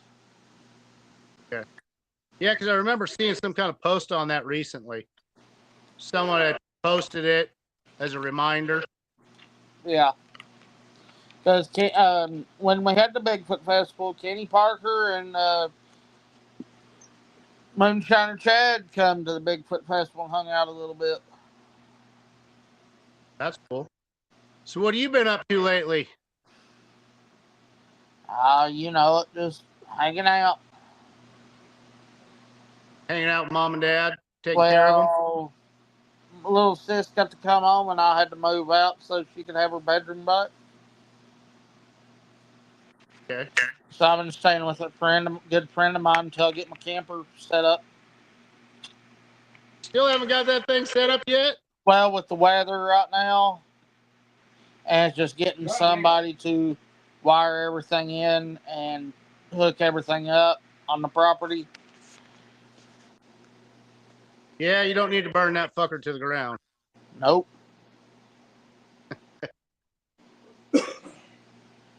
How's work been going? You been throwing a lot of steel? It's has its ups and downs. You'll have your good days and your slow days. What kind of metal's up? Is copper up? Copper went skyrocketed on us recently.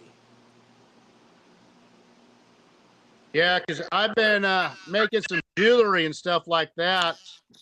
I've been going to the salvage yard and actually getting some of the burnt stuff because it's a lot easier to maneuver and manipulate. Oh, yes. Instead of buying new, I was like, fuck, it's a quarter of the price. Right.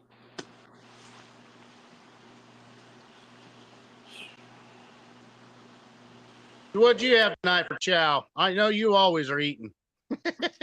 I ate up at Mom's, had chicken patty and corn. But I'll probably find something to eat here in a little bit. Probably have me a can of soup of some sort. So are you guys getting that Arctic cyclone where you guys are at? Oh, we done got hit with it. We done got Oh, you already have? We done got about 7-8 inches of snow here in Marion.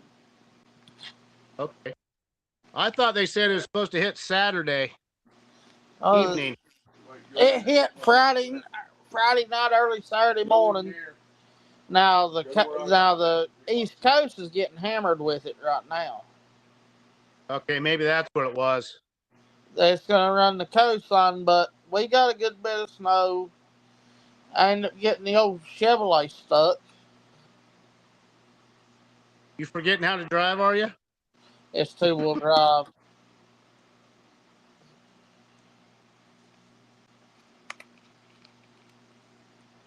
It's 2-wheel drive, unfortunately.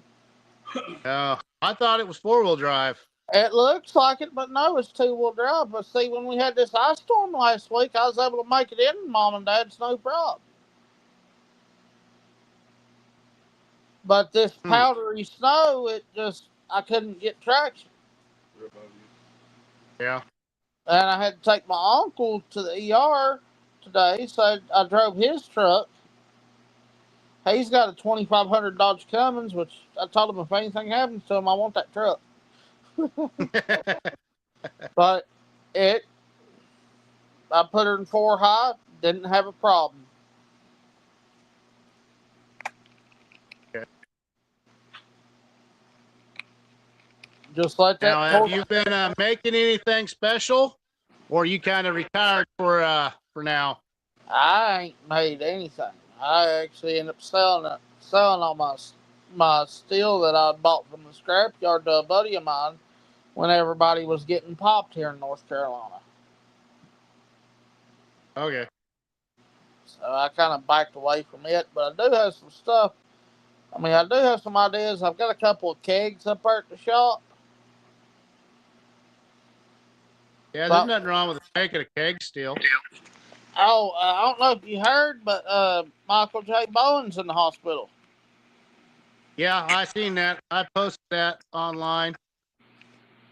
Can't remember which one I posted on it, but I think they were going to put another stent in. Said one was completely plugged. Yep, had a clogged artery. Yep. But I'm thinking he's still with us. Thank God. Yeah, he caught it in time. That was a good thing. Yep, he went straight to the ER in Marion here. Then they shipped him over to Asheville to the Heart Tower. That's a good thing.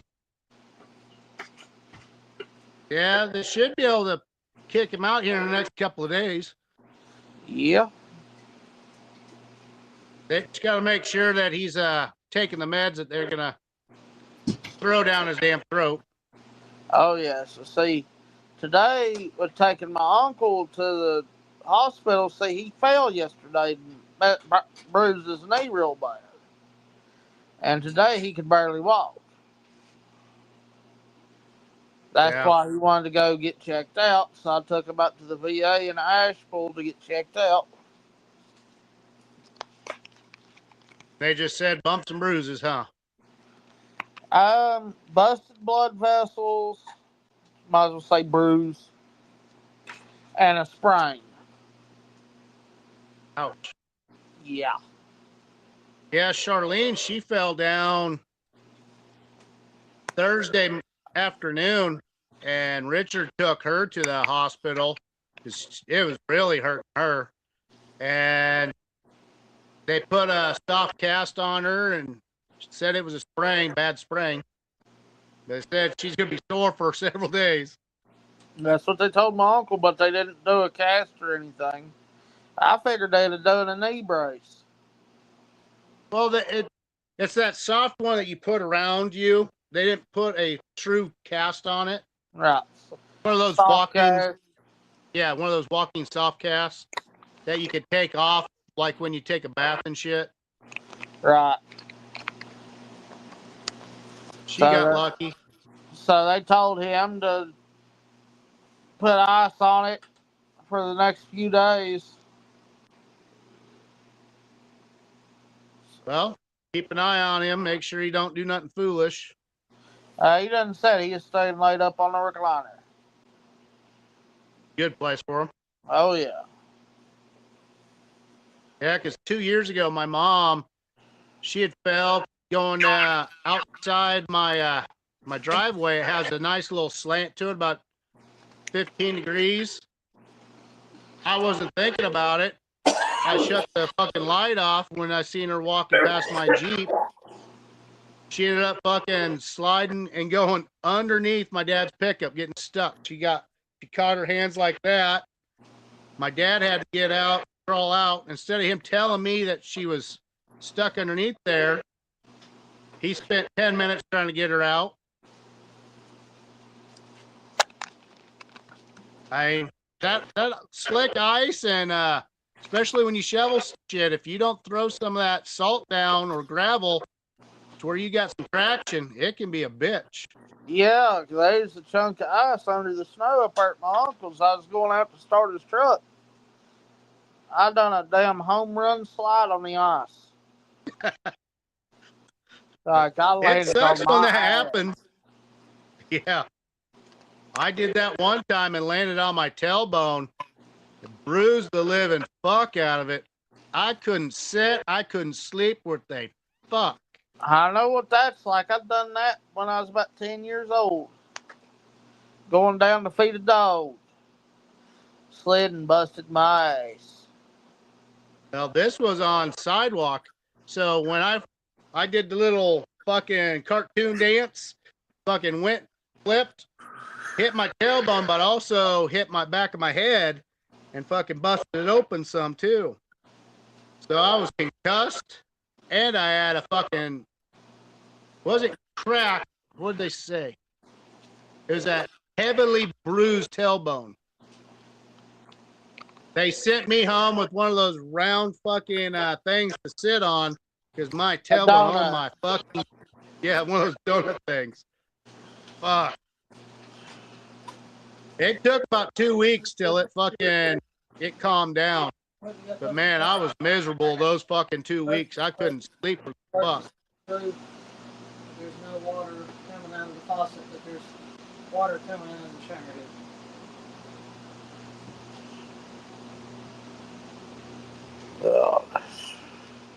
Sounds like you got more issues going on there too.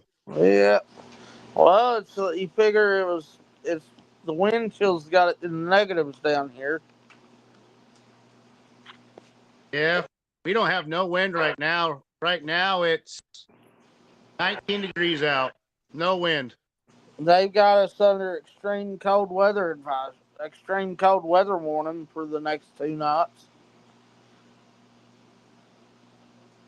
That sucks. That means water issues like crazy. Yep. Last weekend, just up the road from my buddy's place, they had a water main bust. Yeah, there's one in Oklahoma somewhere. Don Brewer, him and his crew had to fucking get out and get into that shit. I don't know if you knew who Don Brewer is, but he's one of the guys on Swamp People. Yeah. He's the hillbilly guy with the cowboy hat. Yep. That's his normal thing that he does. He's a plumber by trade. But yeah, I used to be a long time ago, but I'd hate to be a plumber in this fucking weather trying to fix that fucking shit. Uh-huh. Oh, hell. Or a firefighter having to fucking put out a fire in this shit. Up there at Mama's, I had the day after Christmas, I had to dig up the septic tank because it blew a line out under the house. Turns out that septic tank is full after over 10 years. Yeah, if you don't keep up with that stuff and put those little enzyme eaters in there that eats all that shit up, it'll kick your ass. I don't doubt it. Yeah, because with mom and dad having their new trailer house after their house burnt down, we dug up the old one, and one of the farmers donated a huge fucking fertilizer fucking tank. It's like 1/2 inch thick fucking heavy duty plastic. Yeah. 2,000 gallons. We fucking put out lines, inside there that went about 40 feet each direction, they should never have an issue the rest of their life. Right. But see, Mom's is a 1,000-gallon concrete tank. Okay. It's about, I want to say about 4 inches thick concrete all the way around. How long are the arms from that though? I'm not 'Cause 100%. that's where most of it transfers out into those arms and leaks out. Oh yeah, into the drains. Yeah. I have no clue. That tank was put in back in '86 when the trailer was Yeah. put in on that property, way before I was even thought of. Yeah, because we put 8 40-inch fucking arms on there for drainage. Everyone said we were crazy, but we're like, nope, don't want no issue ever. Right. And then we had an upspout. It's about, I think it's a 10-inch tube that comes up, and it comes up to about my knee height. So we can always open it up, use a flashlight, and look inside there. Right. We did that before this last storm, and it hasn't even filled up to the arms yet. But I tell you, this winter's been crazy. Weather's been crazy for the last 2.5 fucking years. Yes. It's been crazy for us down here since Hurricane Helene hit. That was a year before that. It was fucking crazy. It was spotty rains, then hot, spotty rains, cold, spotty rains, hot again. But this Then you is, guys were getting a bunch of tornadoes and shit over in that area. like it's crazy. I know we're the ones usually getting all the tornadoes and all this crazy weather, but it seems like it's drifted more to the east. What it is the Earth is knocked off axis just a little bit. Oh yeah, with all the mining down south, and they're building everything on the northern hemisphere, it's oblong again.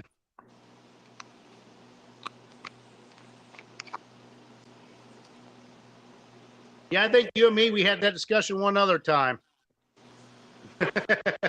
Yeah. I mean, it's just been crazy.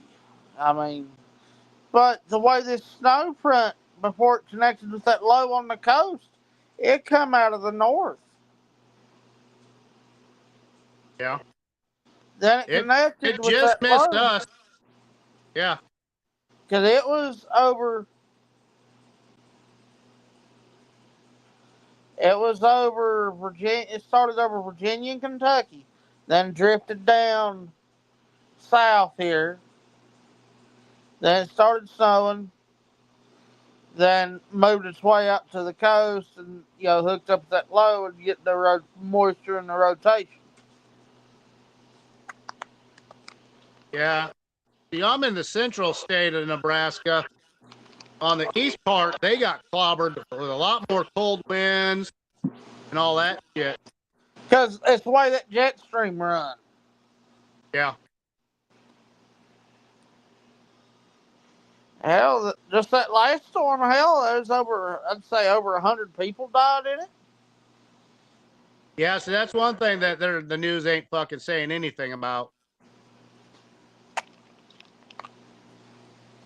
I knew there were some people that died in Mississippi that were homeless people in tents. There's people that died up in New York shoveling their driveways because of the extreme cold. Yeah, see, I didn't hear nothing about that.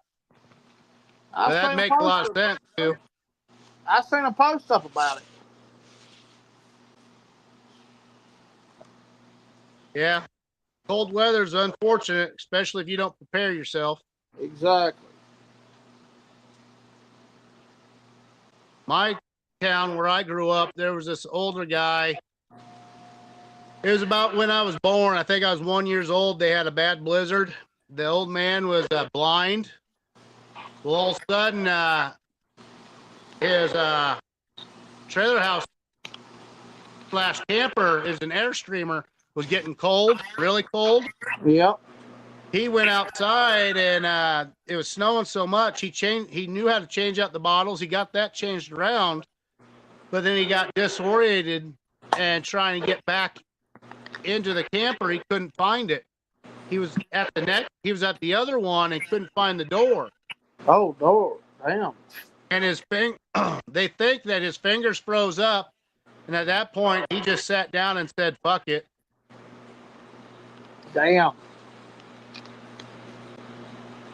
They found him the next day after the storm cleared. It was my dad's neighbor and my dad found him. That's sad. Yeah. Gus was a nice old guy. Back in the day, he used to have fucking a bunch of he had an animal store. He had fucking a bear in there. He had all sorts of fucking crazy animals in there. Damn. Oh, you got a buddy. Yep. Oh, Shadow. Now, is that your dog or your friend's No, dog? that's my friend's dog. Oh, here. Okay.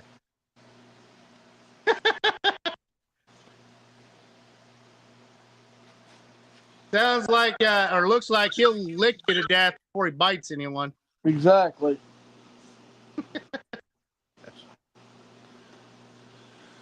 Throw him a sandwich and he'll take you right to the money, huh? Yep. Well, I reckon I'm gonna hop off here. I go bring in some more wood in for the night. All right. You have a good one, Marcus. You take care. Yeah, same, Have a good one, brother. buddy. You Yep. take care as well. So we'll holler at you later. Yep. Bye. All right. Have a good one. All right. Take care. All right, guys. We're almost at 2 hours. I'll throw a couple more links out there if no one wants to join in. We'll just kill it for the night. I just wish John Boy was feeling a little bit better. He's a little bit under the weather, and then plus his diabetes is bothering him. And when your diabetes numbers start dropping, it's just a pain in the ass to get it going back up. Let's see.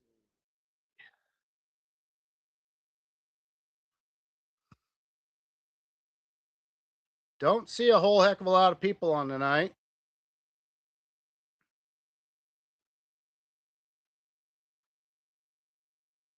Pork Chop's on, but he said he wasn't going to be coming on tonight because they're having issues with their internet because it's cold as fuck in Louisiana. He went to Texas for the day. Trying to get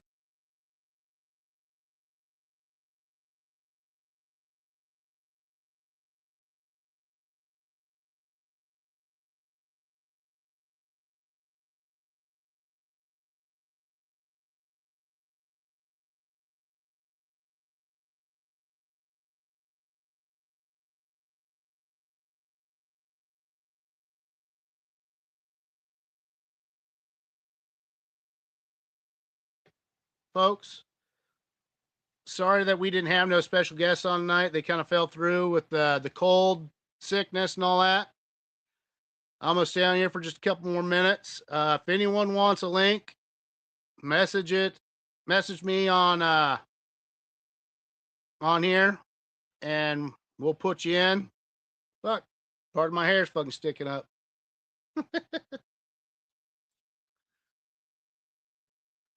Hey, we haven't even had shots tonight yet. Ding, ding, ding. Since we didn't have the youngins on tonight, I guess we can kind of go out with a bang. Let's see. Bourbon whiskey, sour mash number 2. with some corn and some honey. So if you're all out there, tip your hand, tip your jar.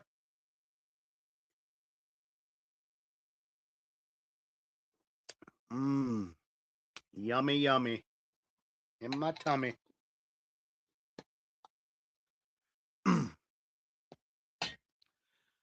Well, y'all, I'm gonna fucking kill it for the night. We're at 1 hour 55 minutes. Had a decent night.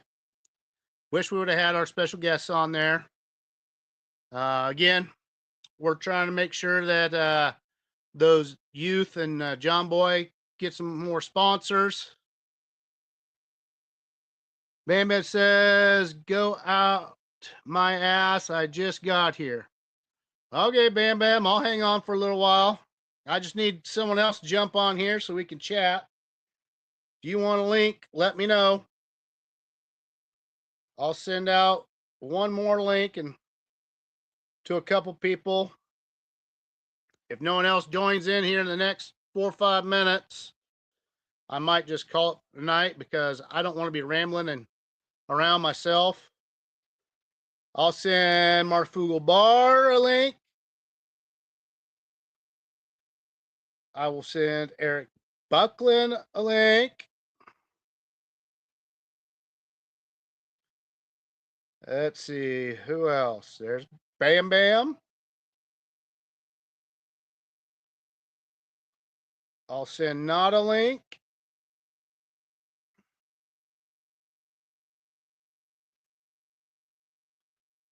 Let's see, we got Richard. Let's see, who's one more person we could fucking send a link to?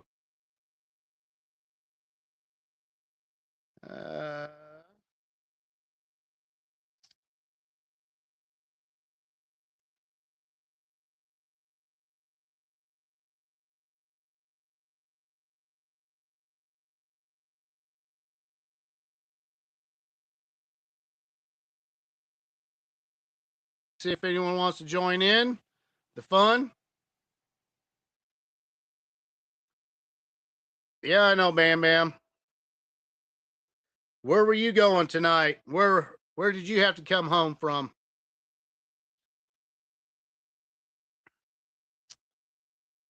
John Boy, he was on here for quite some time. His special guest kind of fell through.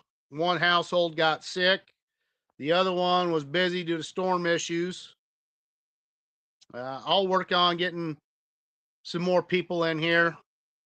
I got to also make sure I get people in for our Sunday show. As of right now, I don't have anyone for Sunday as a special guest. Next Sunday, I do have someone written down and possibly 2 people for Tuesday. So we'll see how it all goes. This Saturday stuff, it's going to be kind of every other week, unless we have more racing stuff we can kind of talk about. I know with the NASCAR stuff, that got postponed this weekend due to the storms and all the weather till Monday. So that kind of threw a little monkey wrench into the ordeal. I've reached out to a few more racers that do different things. There's a couple guys that do some mud racing. There's this Larry guy. Where's Phil? I don't know. This is a new podcast that we put out. It's called The Boys Racing, Barbecue, and Fun, and Spirits and Other. So it's just something new that we've been talking about since last year at Popcorn Sutton Jam. And I decided, you know what, fuck it. Let's just do it. Bam Bam's eating, he says. What you eating there, Bam Bam? Something entertaining? Or just something simple to throw down your throat?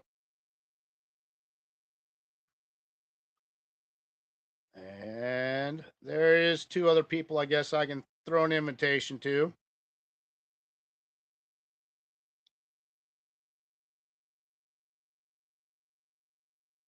Let's see.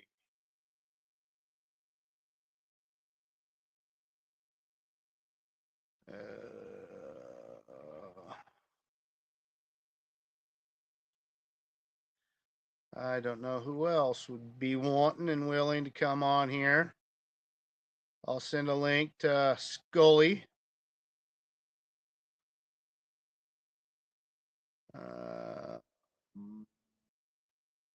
don't see a whole heck of a lot of people on here. It is Saturday night. People are probably hanging out, goofing off.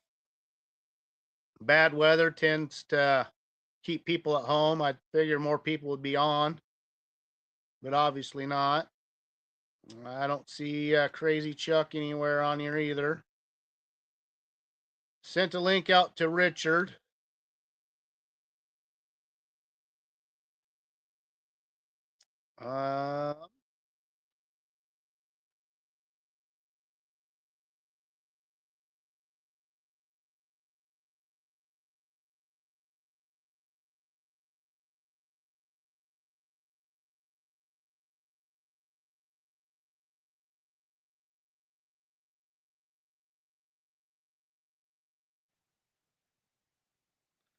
Let's see if anyone pops up in here. Just cramming my face. How about Patrick? Patrick is really busy. We were lucky to see him last night on the shit show. He got a lot of stuff going on. I did send him a link earlier, but again, it is a Saturday. I imagine his bar and distillery is probably bouncing pretty good tonight. That's why he's probably busy as hell, helping out his staff there.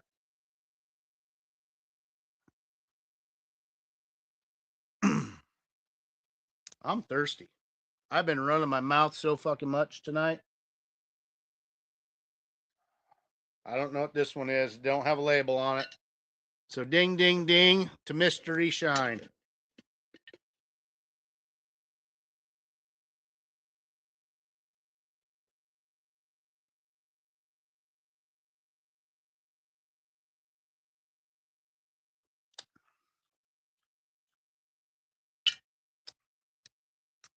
That's a different one. That is my aged corn liquor. Oh yeah, that was those two that were half empty. That was a aged corn liquor with some rye, barley, wheat, and oat. And then I added some of that honey bourbon to it. It's got a unique flavor. You can't smell the honey in it, but damn, when you drink it, you can definitely taste the fucking honey in it. So that one's kind of a collaboration. Let's see. Bam says, I would say you're right. That boy better stay out of Mexico City. That will be the end of him. I think he's safe in Mexico City now. After what happened there, I'm pretty sure no dirty cop is going to even look his direction, because the people that saved his ass, no one wants to piss them off. You got the law, and then you got the other part of the law. And the farther south you go, it's the other part of the law that looks out for the people that help out around there. Patrick's a really good guy. I'm glad he's getting all these awards and all that. The more he does on the whiskey, he's been talking about start doing some of these brandies and some rum, because the only thing he can't make down there is tequila, because his licensing says whiskey, which is very open to making almost anything. He can make a mezcal, but like he was saying last night, he's like, he would have to really do the research, and he'd want it done his way. and that would be throwing a bunch more money at something else that he don't know would be a good seller, especially around there. It might be a great seller here in the United States and in Europe because of how picky he is, how he wants everything done. That that could be an open idea. But he was talking about doing some of these brandies because he's got all sorts of fruit down there available to him. Probably even honey. He could do that mezcal. The door's just kind of wide open for him. He can't do a bourbon because you have to age it so long, and he likes his new rapid age system. And I've done something similar to that, to where he gets his aged in 18 hours. Mine gets aged in about 3 days.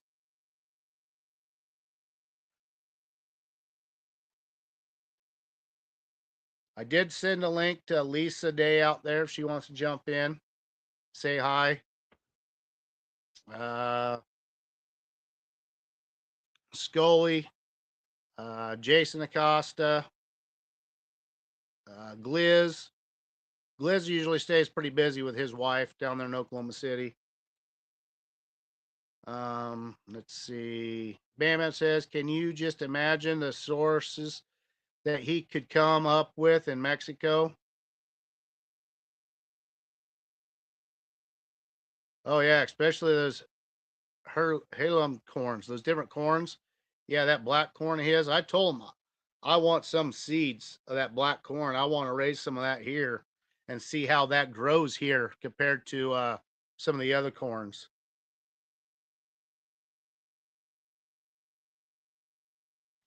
Bam Bam also says, have you ever talked to Frank Hicks about quick aging? I have not. I've never met the guy. It might be someone I have to write on my to-do list. All right. Frank Hicks, rapid aging. All right. Thank you, Bam Bam.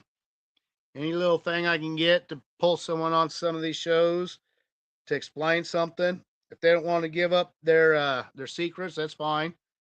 Just like with James Aubrey, he don't like knowing everyone about his. He's a great person to learn off of. He's got a great ton of knowledge, and he's a pretty good engineer from what Patrick was telling me. That man has a corner marketed. His daddy was a slick man and would have to got to him. I don't know. I need to get glasses. My eyes are all fuckered up after taking that blow to the head. When I get outside, especially with how bright it is with all this snow down, we don't have a lot of snow. We have like just an inch of snow, but it reflects that light. Really causes me a lot of issues with my fucking brain, to where I gotta fucking take some of these meds, and then when I take those meds, I have to give leeway to how much time till I can drink something, because I don't need to have a fucking medical issue.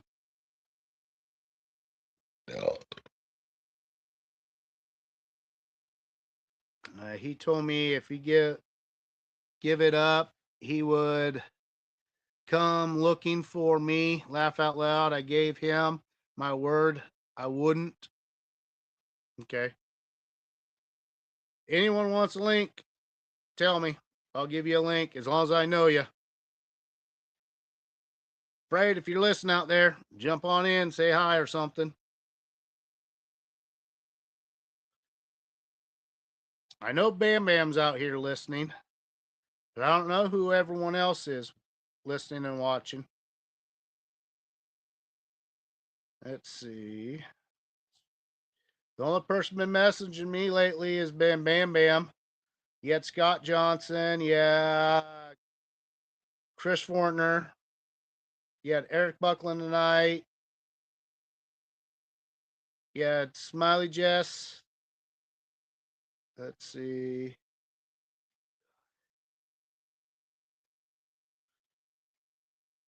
Well, if no one else wants to jump in here, I'm not going to run my trap forever tonight, guys.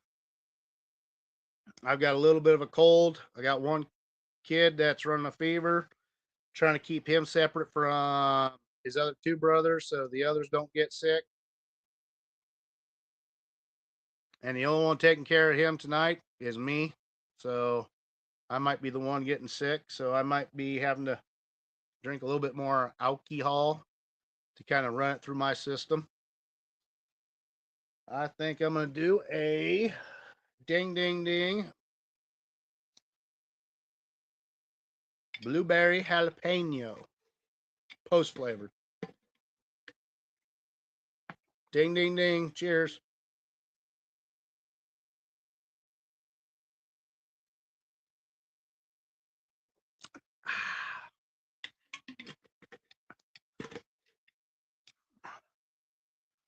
I'm going to give it one more minute. And if no one wants to take the link and jump on in, I'm just going to kill it tonight. Because tomorrow night will be a long night. I'll need my beauty sleep. That goddamn fucking curly part of the hair. Ever since I've been taking those fucking, that hair vitamins, my hair up here has been fucking getting more curly and more curly. This is kind of fluffing out more. So it's getting more of the vitamins to the beard. Let's see. He is only episode of Master Distiller. And on that show, he impressed the hell out of Mark and Digger. Oh, I remember that episode now. Yeah. Okay, I remember that guy. Yeah, I haven't reached out to him. I totally forgot about that episode there, Bam Bam. Thanks for reminding me, man. Is that blueberry jalapeno? Come on. Post. I post it in blue, I can read it better. Is that blueberry jalapeno go together pretty good? Yeah, it is. There's no heat in it. When I did the jalapenos, I took out all the seeds, all that membrane. I ground them up. I made some blueberry juice with it. And then I put that in a jar rig and ran that through. And then half of that I kept clear. And then the other half I post flavored with the everything that was in the jars that sealed themselves back up. I reintroduced that into it and post flavored it from there because it had alcohol in it. Obviously. Let's see. Put it in blue again. Damn hippie, you need a haircut. Oh, hell no. I can stack that up. I put some fucking stuff in there. I'll have my own mohawk. See? Woo! Dun, dun, dun, dun, dun, dun. I did send a link out to Jason Barlozzi if he wants to jump in. Come on. Bam Bam, I would like to see you get that Mr. on there. I've reached out to him and I haven't got no response from him. You could definitely count on me coming on that, man. Gets under my skin sometimes. Ha ha. Yeah.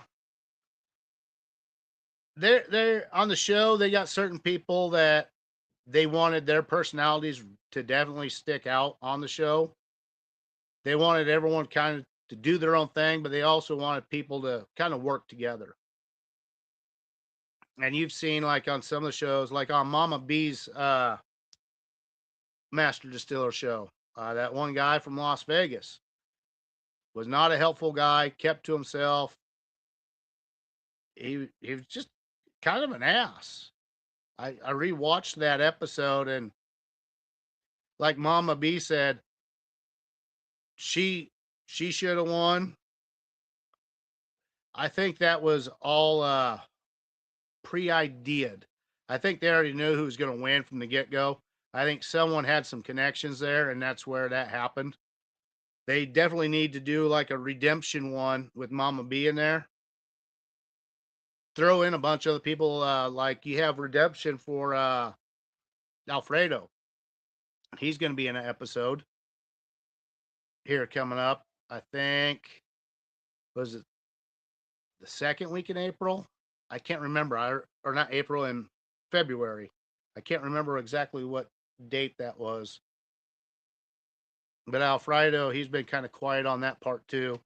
He don't want no one to know because obviously he get in trouble if he let someone know if he won and stuff, or they cut him or whatever. Yeah. Let's see. Put it in blue again. Bamman says that is the difference, in my opinion, between a shiner and a distiller. Yeah. One advantage a distiller has is consistency in a building. But the bad thing of a distiller compared to a shiner is they shake that fucking jar. A good shiner knows what fucking proof he has. That's the disadvantage of a distiller because they run off of fucking all their fucking gadgets and quality control. A shiner is going to be more used to running a smaller still like what they have on the show.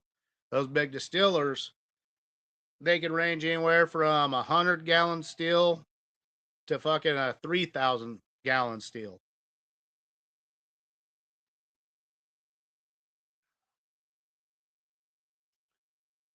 Bamman also says, and the shiner helps each other out. They are like family. Yep. I agree 100% on there. There are some distillers that's been on the show, but they also were shiners previous, so they knew what helping someone else was more about. I mean, if you don't have someone you can lean on, it sucks. I mean, around here, we just lost a couple of shiners the last few months. The older guys that fucking were teaching me some tricks and stuff.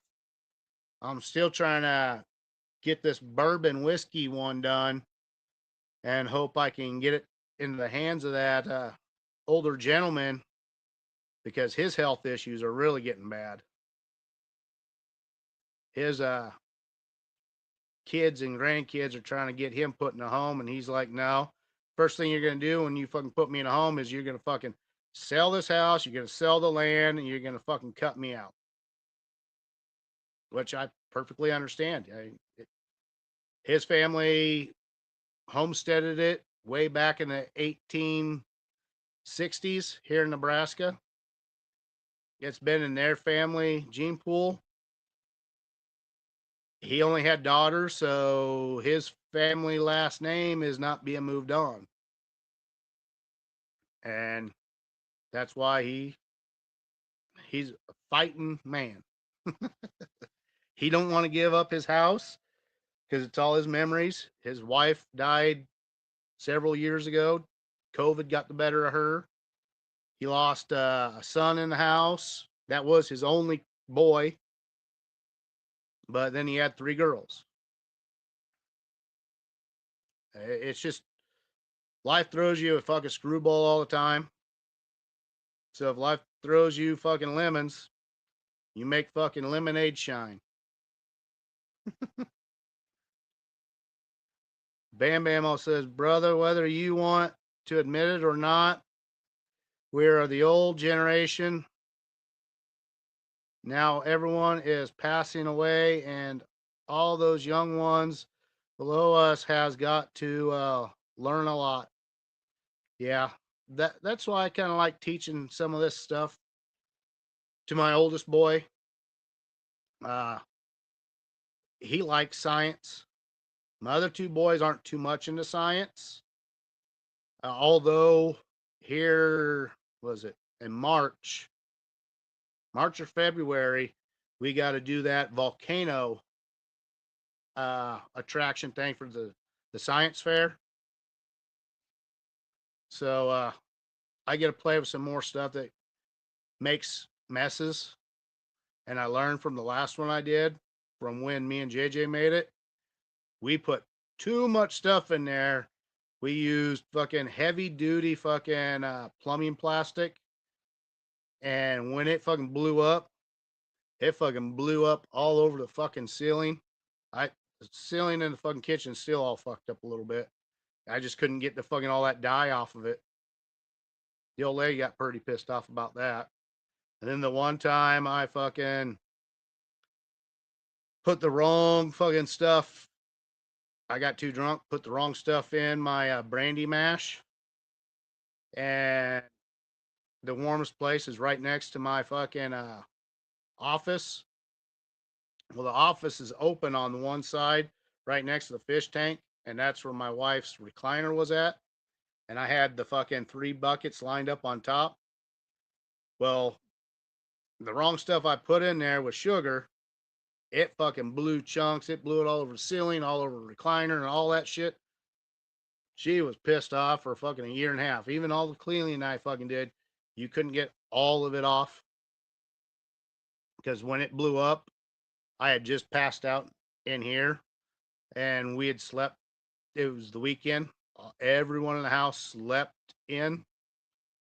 And then all of a sudden, one of my boys came in, woke me up, and my wife went in there and seen the disaster. By that time, it had started to dry, and that stuff was a bitch to clean.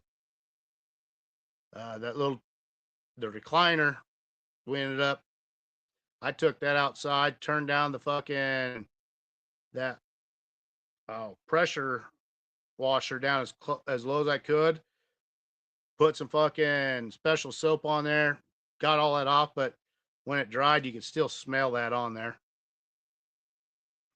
It was an older recliner anyway. The next year when we got our tax money, replaced it with a nice new one.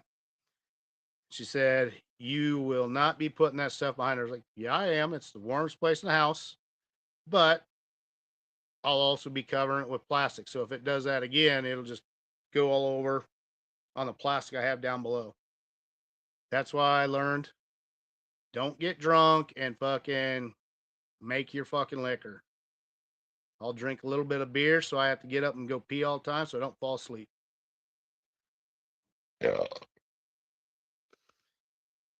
Well, I've rambled off enough tonight. Let's see.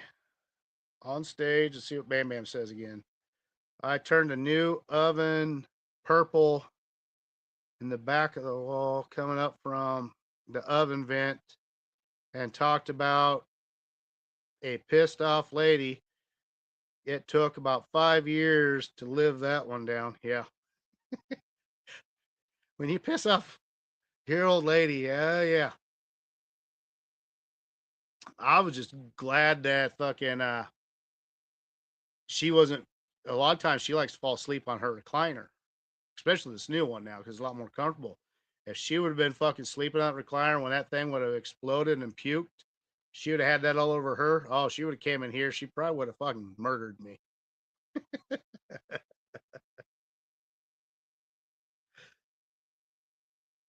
All right, ding, ding, ding again. Let's see. Let's go back to this honey corn post flavor.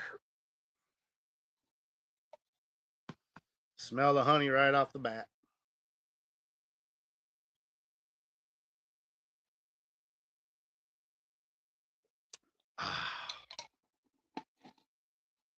Yummy. Well, it's 2 hours, 24 minutes. Sorry, Bam Bam, but I need my beauty sleep. I need to eat something else so I don't get too fuckered up on this stuff. But I will see you all tomorrow. Tune in to Sunday on the Moonshine Collective. I'll still be working on trying to get a special guest in there. It's just with this weather, there's a lot of people that are working nights. And the two people that I wanted to get on here, the one guy, he actually is on the fire department, and he's an officer. So with the storm and all this, he's going to be up for 24 hours. Then he gets 12 hours off. But the other guy that he has to cover, he has to do another 24 after that because the other officer and his family are sick. So him and some of the officers have to take turns taking over. And with him only living blocks away from the fire department, it's just common sense for him to do it. He said the other two guys with this storm, they live fucking 15 minutes away, and with the storm and all the ice and all this crap, he's like, I told him just, I need 12 hours off. He said, I'll do a double shift. No problem. So let's see what Bam Bam says again. Come on stage in blue. Just shoot me a PM on the next live, brother. You're all good. Appreciate you, Bam Bam, and everyone else that's been watching, sticking with me. Have a good one. I don't know if next Saturday if we're gonna have a show. I will let you all know in advance. Again, this storm kind of screwed up a lot of things, and then along with the storm, with the weather being so fucking crazy and odd, people are getting sick left and right because hot, cold. Then having to go out in this fucking weather and deal with it. Yeah. Winter's a bitch. We've been very fortunate up here. We've had a few cold, bad days. We've had maybe 1.5 inches in the last 10 days.